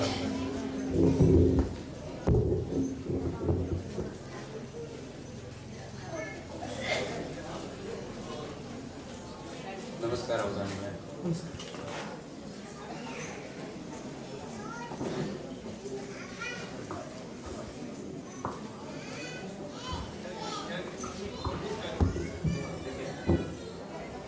ಎಲ್ಲ ಪ್ರೇಕ್ಷಕರಿಗೂ ವಂದನೆಗಳು. ಸೇರಿದ ಎಲ್ಲ ಭಕ್ತ ಮಹಾಶಯರಿಗೂ ನನ್ನ ಹಾರ್ದಿಕ ಅಭಿವಂದನೆಗಳು. ಒಂದು ಮಾತನ್ನು ಹೇಳಲಿಕ್ಕೆ ಇಷ್ಟಪಡ್ತೀನಿ. ಆರ್ ಗಣೇಶನವರ ಹೆಜ್ಜೆಯಲ್ಲಿ ಹೆಜ್ಜೆ ಇಟ್ಟು ನಡೀತಾ ಬಂದಂಥವರು ಈ ನಮ್ಮ ಕೆ ಗಣೇಶರವರು, ಪುಟ್ಟ ಗಣೇಶರವರು. ಅವರು ದೊಡ್ಡ ಗಣೇಶರವರು, ಇವರು ಪುಟ್ಟ ಗಣೇಶರವರು. ಅದೇ ನಯ, ವಿನಯ, ನಾಜೂಕು, ಮಾತು ಪ್ರತಿಯೊಂದು ಸಹಿತ ಆ ಶೈಲಿ, ಇವನ ಜೀವನ ವಿಧಾನ ಸಹಿತ ಹಾಗೇನೆ ರೂಢಿಸ್ಕೊಂಡಿರುವಂಥ ಒಬ್ಬ ನಮ್ಮ ನಿಮ್ಮಲ್ಲರ ಅಂತಾನೆ ಒಬ್ಬ ಹಳ್ಳಿ ಹುಡುಗ ಇಂದು ಕರ್ನಾಟಕ ತುಂಬ ಹೆಸರು ಮಾಡುತ್ತಿರುವುದು ನಮ್ಮೆಲ್ಲರಿಗೂ ತುಂಬ ಸಂತೋಷವನ್ನು ತರ್ತಾನೆ ಇದೆ. ಇಲ್ಲ ರೇವಣಕಟ್ಟ ಸಮೀಪ ಕೊಪ್ಪಳ ತೋಟ, ಕಾಸ ನಮ್ಮ ಹವ್ಯಕ ಹುಡುಗ.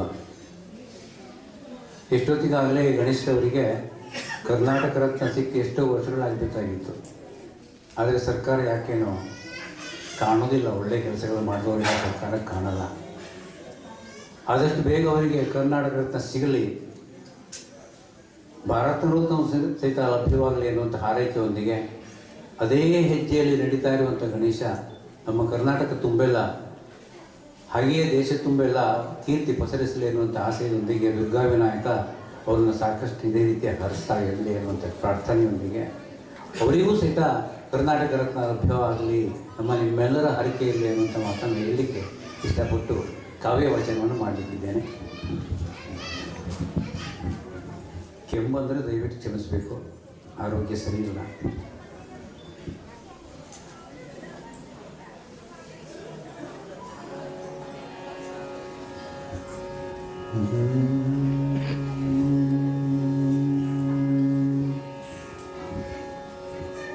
ಯುಕ್ತ ಬಲ್ಲಿದು ರಮಣ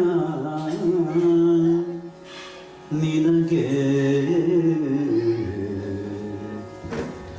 ಯುಕ್ತ ಮಲ್ಲಿದು ರಮಣ ನಿನಗೆ ಕೇಳ್ಕಾಗುವ ಆಸಕ್ತಿ, ನಿನಗೆ ಯುಕ್ತ ಮಲ್ಲಿದು ರಮಣ ನಿನಗೆ ಕೇಳ್ಕಾಗುವ ಆಸಕ್ತಿಯು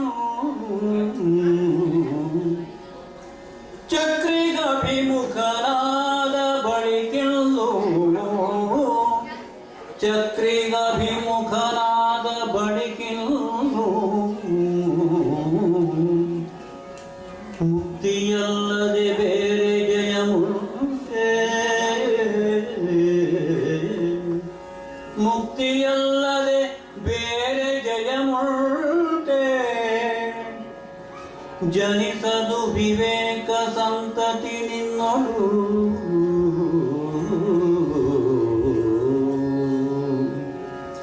ವ್ಯಕ್ತರಿಂ ವ್ಯಕ್ತರಿಂ ತನಗೊಂದ ಪತ್ಯ ಮುದೈತದೋಡೆ,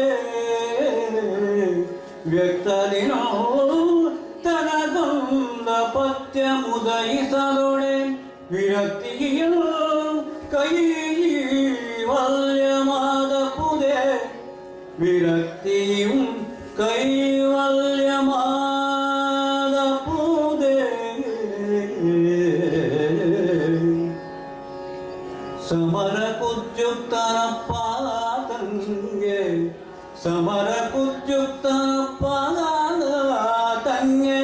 ಸಂತಾನಿರಲಿಲ್ಲದಪ್ಪುದೇ ಹೇಳೆಂದರು. ಆ ಆ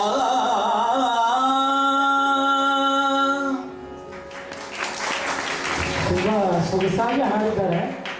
ಇದು ಲಕ್ಷ್ಮೀಶನ ಜೈಮಿನಿ ಭಾರತದಲ್ಲಿ ಬರುವಂಥ ಒಂದು ಪ್ರಸಂಗ.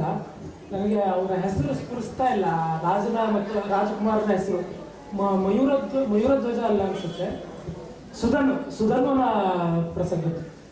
ಅವನು ಹೇಗೆ ಅಂದ್ರೆ ಅಶ್ವಮೇಧ ಯಾಗದ ಕಥೆ ಬರೋದು ಅಲ್ಲಿ. ಅಂದ್ರೆ ಪಾಂಡವರು ಕೌರವರನ್ನು ಗೆದ್ದೆಲ್ಲ ಆಗಿ ಆಮೇಲೆ ಅಶ್ವಮೇಧವನ್ನು ಮಾಡುವಂತ ಸಂದರ್ಭದಲ್ಲಿ ದಿಗ್ವಿಜಯಕ್ಕೆ ಹೋಗ್ತಾರೆ. ಅಲ್ಲಿ ಬೇರೆ ಬೇರೆ ಒಬ್ಬೊಬ್ರು ಒಂದೊಂದು ದಿಕ್ಕಿಗೆ ದಿಗ್ವಿಜಯಕ್ಕೆ ಹೋಗಿದ್ದೆಲ್ಲ ಬರುತ್ತೆ. ಆದ್ರೆ ಕ್ಷಮಿಸಿ, ಅರ್ಜುನ ಅಶ್ವಮೇಧದ ಕುದುರೆಯನ್ನು ಹಿಂಬಾಲಿಸಿಕೊಂಡು ಹೋಗ್ತಾ ಇರ್ತಾನೆ.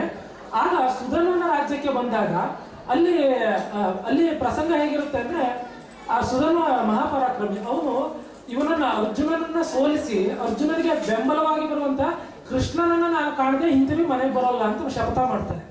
ಅಂದ್ರೆ ಅವನಿಗೆ ಕೃಷ್ಣನಲ್ಲಿ ಭಕ್ತಿ. ಇಡೀ ಲಕ್ಷ್ಮೀಶನ ಜೈಮಿನಿ ಭಾರತ ತುಂಬಾ ಬರುವಂತದ್ದು ಕೃಷ್ಣನ ಭಕ್ತಿ. ಅವನು ಹೇಳೋದು ಇದು ಕೃಷ್ಣನ ಕಥೆ ಅಂತ. ಈ ಕಥೆಯ ಕಥಾನಾಯಕ ಕೃಷ್ಣ. ಅಲ್ಲಿ ಕೃಷ್ಣನ ಮಹಿಮೆಯನ್ನು ಹೊಗಳೋದಕ್ಕೋಸ್ಕರ ಇಡೀ ಜೈಮಿನಿ ಭಾರತ ಕಥೆ ಹೇಳ್ತಾ ಹೋಗ್ತಾನೆ. ಅದರಲ್ಲಿ ಸುಧರ್ಮನ ಕಥೆಯಲ್ಲಿ ಅವನು ಆ ರೀತಿ ಗೆಲ್ಲೋದಕ್ಕೆ ಅಂತ ಹೋದಾಗ ಹೊರಟು ನಿಂತಾಗ ಅವನ ಹೆಂಡತಿ ಕೇಳ್ತಾಳೆ, ಈಗ ರಾಜ್ಯದಲ್ಲಿ ರಾಜಕುಮಾರ ಸುಧರ್ಮ ಅವನ ತಂದೆ ಆಗ ಯುದ್ಧಕ್ಕೆ ಹೋಗಾಗಿದೆ. ಈ ರಾಜಕುಮಾರ ಯುದ್ಧಕ್ಕೆ ಹೋದವನು ಅಕಸ್ಮಾತ್ ಸತ್ತೋದ್ರೆ, ಯಾಕಂದ್ರೆ ಅರ್ಜುನ ಪರಾಕ್ರಮ ಲೋಕಪ್ರಖ್ಯಾತವಾದದ್ದು, ಅಲ್ಲಿ ಇವನು ಸತ್ತೋಗ್ಬಿಟ್ರೆ ರಾಜನ ಮುಂದಿನ ಸಂತಾನ ಇಲ್ಲ ಅಂತ ಅವಳು ಈ ಪದ್ಯ ಆ ಸಂದರ್ಭದಿಂದ ಆಯ್ದುಕೊಂಡಿರುವಂಥದ್ದು. ತನಗೆ ಸಂತಾನವಿಲ್ಲದೆ ಹೋಗುವುದು ಯುದ್ಧಕ್ಕೆ ಹೋಗುವುದು ಯುಕ್ತ ಅಲ್ಲ ಅಂತ ಅವಳು ಪ್ರಭಾವತಿ ಅವಳಿಗೆ ಸುಧರ್ಮನಿಗೆ ಸೂಚನೆ ಕೊಡುವಂತ ಪದ್ಯ. ಆ ಕಥೆಯನ್ನು ವಿಸ್ತರಿಸ್ತಾ ಹೋದ್ರೆ ತುಂಬಾ ಸಮಯ ಆಗುತ್ತೆ. ಜೊತೆಗೆ ನಾನು ಕಥೆ ಹೇಳ್ಬಿಟ್ರೆ ನೀವೆಲ್ಲ ಓದಲ್ಲ ಅಂತ, ನೀವೆಲ್ಲ ಓದಿ ಜೈಮಿನಿ ಭಾರತವನ್ನ ಅಥವಾ ಅದರ ಅನುವಾದಗಳೆಲ್ಲ ಸಿಗುತ್ತೆ ಗದ್ಯದಲ್ಲಿ. ಹಾಗಾಗಿ ಇಲ್ಲಿಗೆ ವ್ಯಾಖ್ಯಾನವನ್ನು ಮುಗಿಸಿ ಎರಡನೇ ಸುತ್ತಿ ಬರೋಣ, ಮತ್ತೆ ಇಸ್ಪೀಟಾಟನ್ನ ಪ್ರಾರಂಭಿಸಬಹುದು ಅಂತ ಅನ್ಸುತ್ತೆ. ಅವಧಾನಿಗಳಿಗೆ ಒಂದು ಸುತ್ತು ಕಡಿಮೆ ಆಯ್ತು. ಹಾ, ಒಂದು ಸುತ್ತು ಕಡಿಮೆ ಆಯ್ತು ಅಂತ 4 ಸುತ್ತು ಮಾತ್ರ ಕಡಿಮೆ ಆಗೋದು. ಹಾ, ಎರಡನೇ ಸಾಲಿನ ಯಾವ ಮೊದಲಿಗೆ ಯಾವ ವಿಷಯ? ಸಕಾರ ವಿಷಯ. ಕಲೆಸಿರೆ ಪಂದ್ಯಂ ಗಮಿಕುಂ ಅಂತ ಮೊದಲನೇ ಸಾಲ ಇದ್ದೆ. ಕಲೆಸಿರೆ ಪಂದ್ಯಂ ಗಮಿಕುಂ ಸಲಹೆ ಅಂತ ಹೇಳ್ಬೋದು ಅಂತ. ಇವ್ರು ನನ್ನ ಹಿಂದಿನ ಅವಧಾನದಿಂದಲೂ ಆ ಲಕಾರ ಪ್ರಾಸ ತಗೊಂಡಾಗ ಸಲಹೆ ಅಂತ ಹೇಳ್ತೀನಿ ಅಂತ ಸಕಾರವನ್ನು ನಿಷೇಧ ಮಾಡ್ತಾರೆ.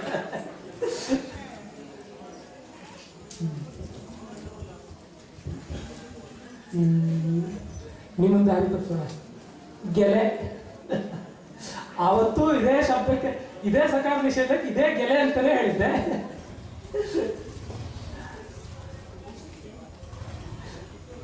ಇದೊಂಥರ ಕಳ್ಳ ಪೊಲೀಸ್ ಆಟ. ಒಂದ್ ಬಾರಿ ಕಳ್ಳನ ಬುದ್ಧಿ ನೋಡಾಗಿದೆ ಪೊಲೀಸ್ಗೆ, ಹಾಗಾಗಿ ಮತ್ತೆ ದಾರಿ ಹುಡ್ಕೊಂಡು ಬರ್ತಾ ಇದ್ದಾರೆ.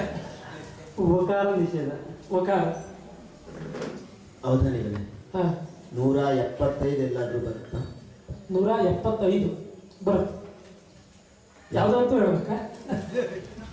ಅದೇ ಅಂತಾದ್ರೆ ಯಾವ್ದಲ್ಲ ಹೇಳ್ತೇನೆ. 5ನೇ ಸಾಲಿನ ಕೊನೆ ಮನೆ 175. ಇನ್ನು ಯಾವುದು ಪೂರ್ತಿ ಆದಂಗಿಲ್ವಲ್ಲ. ಒಕಾರವನ್ನು ನಿಷೇಧ ಮಾಡೋದು. ಗೆಲುವಾಗ ಅಂತೇನಾದ್ರು ಬರ್ಬೋದು ಅಂತ. ಹೌದಾನಿಗಳೇ, ನೀವು ಸಂಖ್ಯಾ ಬಂದದ ಒಂದೊಂದೇ ಮನೆಯನ್ನು ಅನ್ಲಾಕ್ ಮಾಡ್ತಾ ಇದ್ದೀರಿ. ಯಾವ ಕೀಯಿಂದ ಲಾಕ್ ಅನ್ನು ಓಪನ್ ಮಾಡ್ಲಿಕ್ಕೆ ಸಾಧ್ಯ ಇಲ್ಲ. ಯಾವ ಕೀಯಿಂದ ಓಪನ್ ಮಾಡಕ್ ಸಾಧ್ಯ ಇಲ್ಲ ಅಂತ. ಲಾಕ್ ಅನ್ನ ಓಪನ್ ಮಾಡ್ಲಿಕ್ಕೆ ಕೀ ಬೇಕಲ್ವಾ? ಯಾವ ಕೀಯಿಂದ ಲಾಕ್ ಅನ್ನ ಓಪನ್ ಮಾಡ್ಲಿಕ್ಕೆ ಸಾಧ್ಯ ಇಲ್ಲ. ಯಾವ ಕೀ ಏನಪ್ಪ ಗೊತ್ತಾಗ್ತಲ್ಲ. ಇದೇನು ರಾಜಕೀಯ ಅಲ್ಲ, ಸದ್ಯ ನೀವು ನಮ್ಮನ್ನು ಮಾಡ್ತಾ ಇದ್ರಲ್ಲ, ನಮ್ಮನ್ನು ಮಾಡ್ತಾ ಇದ್ದೀರಲ್ಲ. ಇನ್ನೊಂದು ಏನಂದ್ರೆ, ಕವಿಗಳು ಯಾರು ಬೀಗ ತೆಗೆದು ಹೋಗೋರಲ್ಲ. ಯಾಕೆಂದ್ರೆ ರಂಗನೇ ಗದಾಯುದ್ಧದಲ್ಲಿ ಹೇಳಿದ್ದಾನೆ ಏನಂದ್ರೆ, ವಾಗ್ದೇವಿಯ ಭಂಡಾರದ ಮುದ್ರೆ ಹೊಡೆದಂ ಸಾರಸ್ವತ ಮೆಲಿಪ ಸತ್ತದೊಳು ಕವಿರತ್ನಂ. ಅವನು ವಾಗ್ದೇವಿಯ ಭಂಡಾರದ ಮುದ್ರೆ ಕೀಲಿಗಿರಿ ತೆಗೆದವನಲ್ಲ, ಒಡೆದಾಡದವನು ಅಂತ ಅವನು. ಅಂದ್ರೆ ಸರಸ್ವತಿಯ ಭಂಡಾರವನ್ನೆಲ್ಲ ಸೂರ್ಯಗೊಂಡವನು ನಾನು ಅಂತ ಅವ್ನು ಹೇಳ್ಕೊತಾನೆ. ಹಾಗಾಗಿ ನನಗೆ ಯಾವ್ದು ಕೀ ಗೊತ್ತಿಲ್ಲ, ಬೀಗ ಹೊಡೆಯೋದಷ್ಟೇ ಗೊತ್ತು. ಸರಿಯಾಗಿ ನಿಷೇಧ ಮಾಡಿದ್ದ ಗೆಲೆ ಪ ಅಂತ ಹೇಳಿದೆ. ಪ ಅಂದ್ರೆ ಹ ದಕಾರ ನಿಷೇಧ. ದಕಾರ. ಇನ್ನ ಪಣ. ಅಣ್ಣ. ನೀವು ನಿಷೇಧ ಯಾವ್ದು ಮಾಡಿದ್ರು? ನಿಷೇಧ ದಕಾರವನ್ನು ಮಾಡಿದ್ರಲ್ವಾ? ಹೌದು. ಹಾ ನ ದಕಾರ ನಿಷೇಧ. ಈಗ ದಕಾರ ಪಣದ ಅಂತ ಯಾರು ಹೇಳ್ಬೋದು ಅಂತ. ಪಣ ಅಂದ್ರೆ ದುಡ್ಡು, ಹಣ, ದುಡ್ಡಿನಲ್ಲಿ ಒಡ್ಡೋದು. ಕಲೆಸಿರೆ ಪಂದ್ಯಂ ಗಮಿಕುಂ, ಕಲೆಸಿರೆ ಪಂದ್ಯಂ ಗಮಿಕುಂ, ಗೆಲೆ ಪಣ ಕಂ ಪಣಕಂ. ನಕಾರ ನಿಷೇಧ. ನ ಲೋ. ನಿಂಗೇನು ಬೈತಾ ಇಲ್ಲ? ಇಲ್ಲ. ಕಕಾರ ನಿಷೇಧ. ಹಾ. ಭ ಲೋಭ. ದಕಾರ ನಿಷೇಧ. ದಕಾರ. ಅವಧಾನಿಗಳೇ, ಹಾ. ಮೋ. 4ನೇ ಸಾಲಿನ 4ನೇ ಮನೆ. 4ನೇ ಸಾಲಿನ 4ನೇ ಮನೆ. 4ನೇ ಸಾಲಿನ 4ನೇ ಮನೆ ಹೇಳಿದ್ರೆ ಇನ್ನೊಂದು ಕರ್ಣ ಪೂರ್ಣ ಆಗೋದಕ್ಕೆ ಒಂದು ಮನೆ ಉಳಿಯುತ್ತೆ. 4ನೇ ಸಾಲಿನ 4ನೇ ಮನೆ ಅಲ್ವಾ? 181.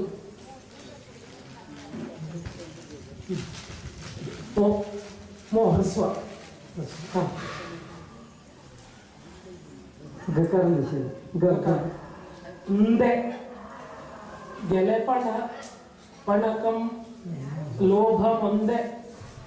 ಕಕಾರ ನಿಷೇಧ. ಪ್ರಕಾರ. ಸರಿಯಾಗಿದೆ ಪೊಲೀಸರು. ಅಕ್ರಮವಾಗಿ ಸಂಪಾದನೆ ಮಾಡಿದ್ರು ಅದನ್ನು ದುಡ್ಡು ಕಾಸು ಹಿಡಿಯೋದು ಬಿಟ್ಟು ನನ್ನ ಹಿಡಿತಾ ಇದ್ದಾರೆ ಅಕ್ಷರಗಳನ್ನ.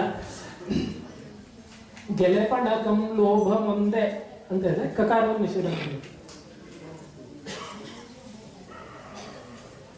ಸ ರಕಾರ ನಿಷೇಧ. ರೇಪ.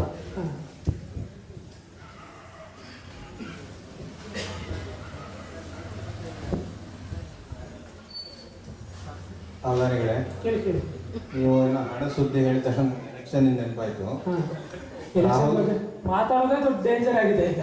ರಾಹುಲ್ ಗಾಂಧಿ ಅವರೇನೋ ಕಾಂಗ್ರೆಸ್ ಬಿಡ್ತೀನಿ ಅಂತ ಹೇಳ್ತಿದ್ರಂತೆ, ಯಾರು ಬಿಜೆಪಿ ಅವ್ರು ಯಾಕೋ ನೀವು ಬಿಡೋದ್ ಬೇಡ ಇರಿ ಅಂತ ಮತ್ತೆ ಹೇಳ್ತಿದ್ರಂತೆ. ಬಿಜೆಪಿ ಪರವಾಗಿ ಪ್ರಚಾರ ಮಾಡೋರೆ ಅವರಲ್ವಾ? ಹಾಗಾಗಿ ಅವ್ರು ಬಿಡೋದ್ರಿಂದ ಇವರಿಗೆ ನಷ್ಟ. ಲೋಭ ಮುಂದೆ ಸ ಅಂತ ಹೇಳಿದೆ. ರಕಾರ ನಿಷೇಧ.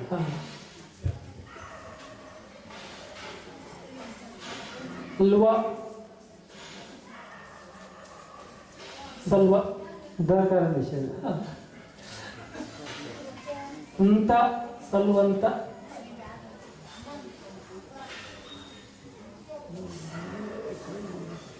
ಆಯ್ತು, ಇನ್ನೊಂದು ಅಕ್ಷರ ಆದ್ರೆ ಮುಗಿಯುತ್ತೆ. ಕಳ್ಳ ಎಸ್ಕೇಪ್.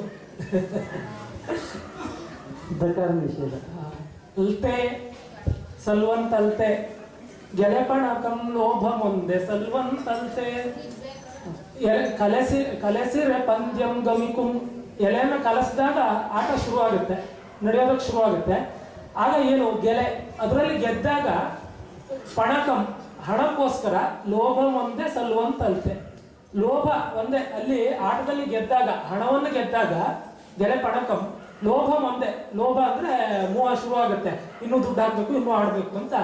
ಆ ಲೋಭ ಒಂದೇ ಸಲ್ಲೋದಲ್ವೇ ಅನ್ನೋ ರೀತಿಯಲ್ಲಿ 2ನೇ ಸಾಲಾಗಿದೆ. ನೋಡ, ಎಸ್ಪೀಟ್ ಅಂತ ಇನ್ನೂ ಬಂದಿಲ್ಲ, ನೋಡ ಮುಂದಿನ ಸಾಲ ಬರ್ಬೋದು.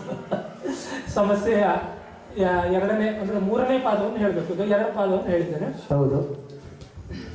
ಸಮಸ್ಯೆ ಪಾದವನ್ನು ನಾನು ಹೇಳೋಲ್ಲ, ನೀವು ಕೇಳ್ಕೊಳ್ಳಿ, ಅದನ್ನು ನಿಮ್ಮ ಮನಸ್ಸಿನಲ್ಲೇ ಹೇಳ್ಕೊಳ್ಳಿ. ಮಾನನಿಧಿ ವನವಾಸ ಕಾಲದೊಳ್ ಬೇಗೆಯೊಳ್. ಮಾನನಿಧಿ ವನವಾಸ ಕಾಲದೊಳ್ ಬೇಗೆಯೊಳ್. ದಾನವರ್ ಕಳೆ ಮೆರವ ಕಾಂತಾರ ಮಧ್ಯದೊಳ್. ದಾನವರ್ ಕಳೆ ಮೆರವ ಕಾಂತಾರ ಮಧ್ಯದೊಳ್. ಪ್ರೇಕ್ಷಕ ಮಹಾಶಯರು ಗಮನಿಸಬೇಕು, ಮೊದಲನೇ ಸಾಲಿನಲ್ಲಿ ಅಂದರೆ ಒಂದು ಗಂಟೆ ಮುಂಚೆ ಹೇಳಿದ 2 ಸಾಲುಗಳನ್ನು ಅವರು ನೆನಪಿನಿಂದಲೇ ಹೇಳ್ತಾ ಇದ್ದಾರೆ, ಬರ್ಕೊಳ್ಳೋ ಅವಕಾಶ ಇರೋದು ನಮಗೆ ಮಾತ್ರ. ಅವಧಾನದ ಸ್ವಾರಸ್ಯವನ್ನು ನೀವು ಹೀಗೆ ಗಮನಿಸ್ತಾ ಹೋಗ್ಬೇಕು. ನಮಗೆಲ್ಲ ಬರ್ಕೊಳ್ಳಿಕ್ಕೆ ಅವಕಾಶ ಇದೆ, ಅವ್ರು ನೆನಪಿಟ್ಕೊಂಡೇ ಹೇಳಬೇಕು. ಬರೀ ನನ್ನ ಪದ್ಯ ಒಂದೇ ಅಲ್ಲ, ಎಲ್ಲರನ್ನೂ ನೆನಪಿಟ್ಕೊಂಡು ಹೇಳ್ತಾ ಹೋಗಬೇಕು. ಅದಕ್ಕೆ ಬೇಕಾದ ಶ್ರಮ ಸಾಧನೆಯನ್ನು ಗಮನಿಸಿ ನೀವು ಗೌರವಿಸಬೇಕು.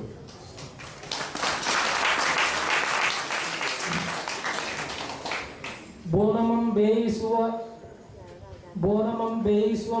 ಬಲ್ಗಜ್ಜಲ್. ಅವಧಾನಿಗಳೇ, ನಮ್ದು ಇನ್ನೊಂದು ಸಾಲ ಪೂರ್ಣ ಮಾಡಿಕೊಟ್ರೆ ಅನುಕೂಲ ಆಯ್ತು. ಎರಡನೇ ಸಾಲ ಎರಡನೇ ಮನೆ ಹೇಳ್ಬೇಕಾ? ಅದಾಗಿದೆ. ಎರಡನೇ ಸಾಲ ಎರಡನೇ ಮನೆ ಹೇಳಿದ್ದೀನ. ನಾಲ್ಕನೇ ಸಾಲಿನ ನಾಲ್ಕನೇ ಮನೆ, ಮೊದಲನೇ ಸಾಲ ಮೊದಲನೇ ಮನೆ ಹೇಳಿಲ್ಲ. 165 ಈಗೇನಾದ್ರೂ ಕಷ್ಟ ನೋಡಿ.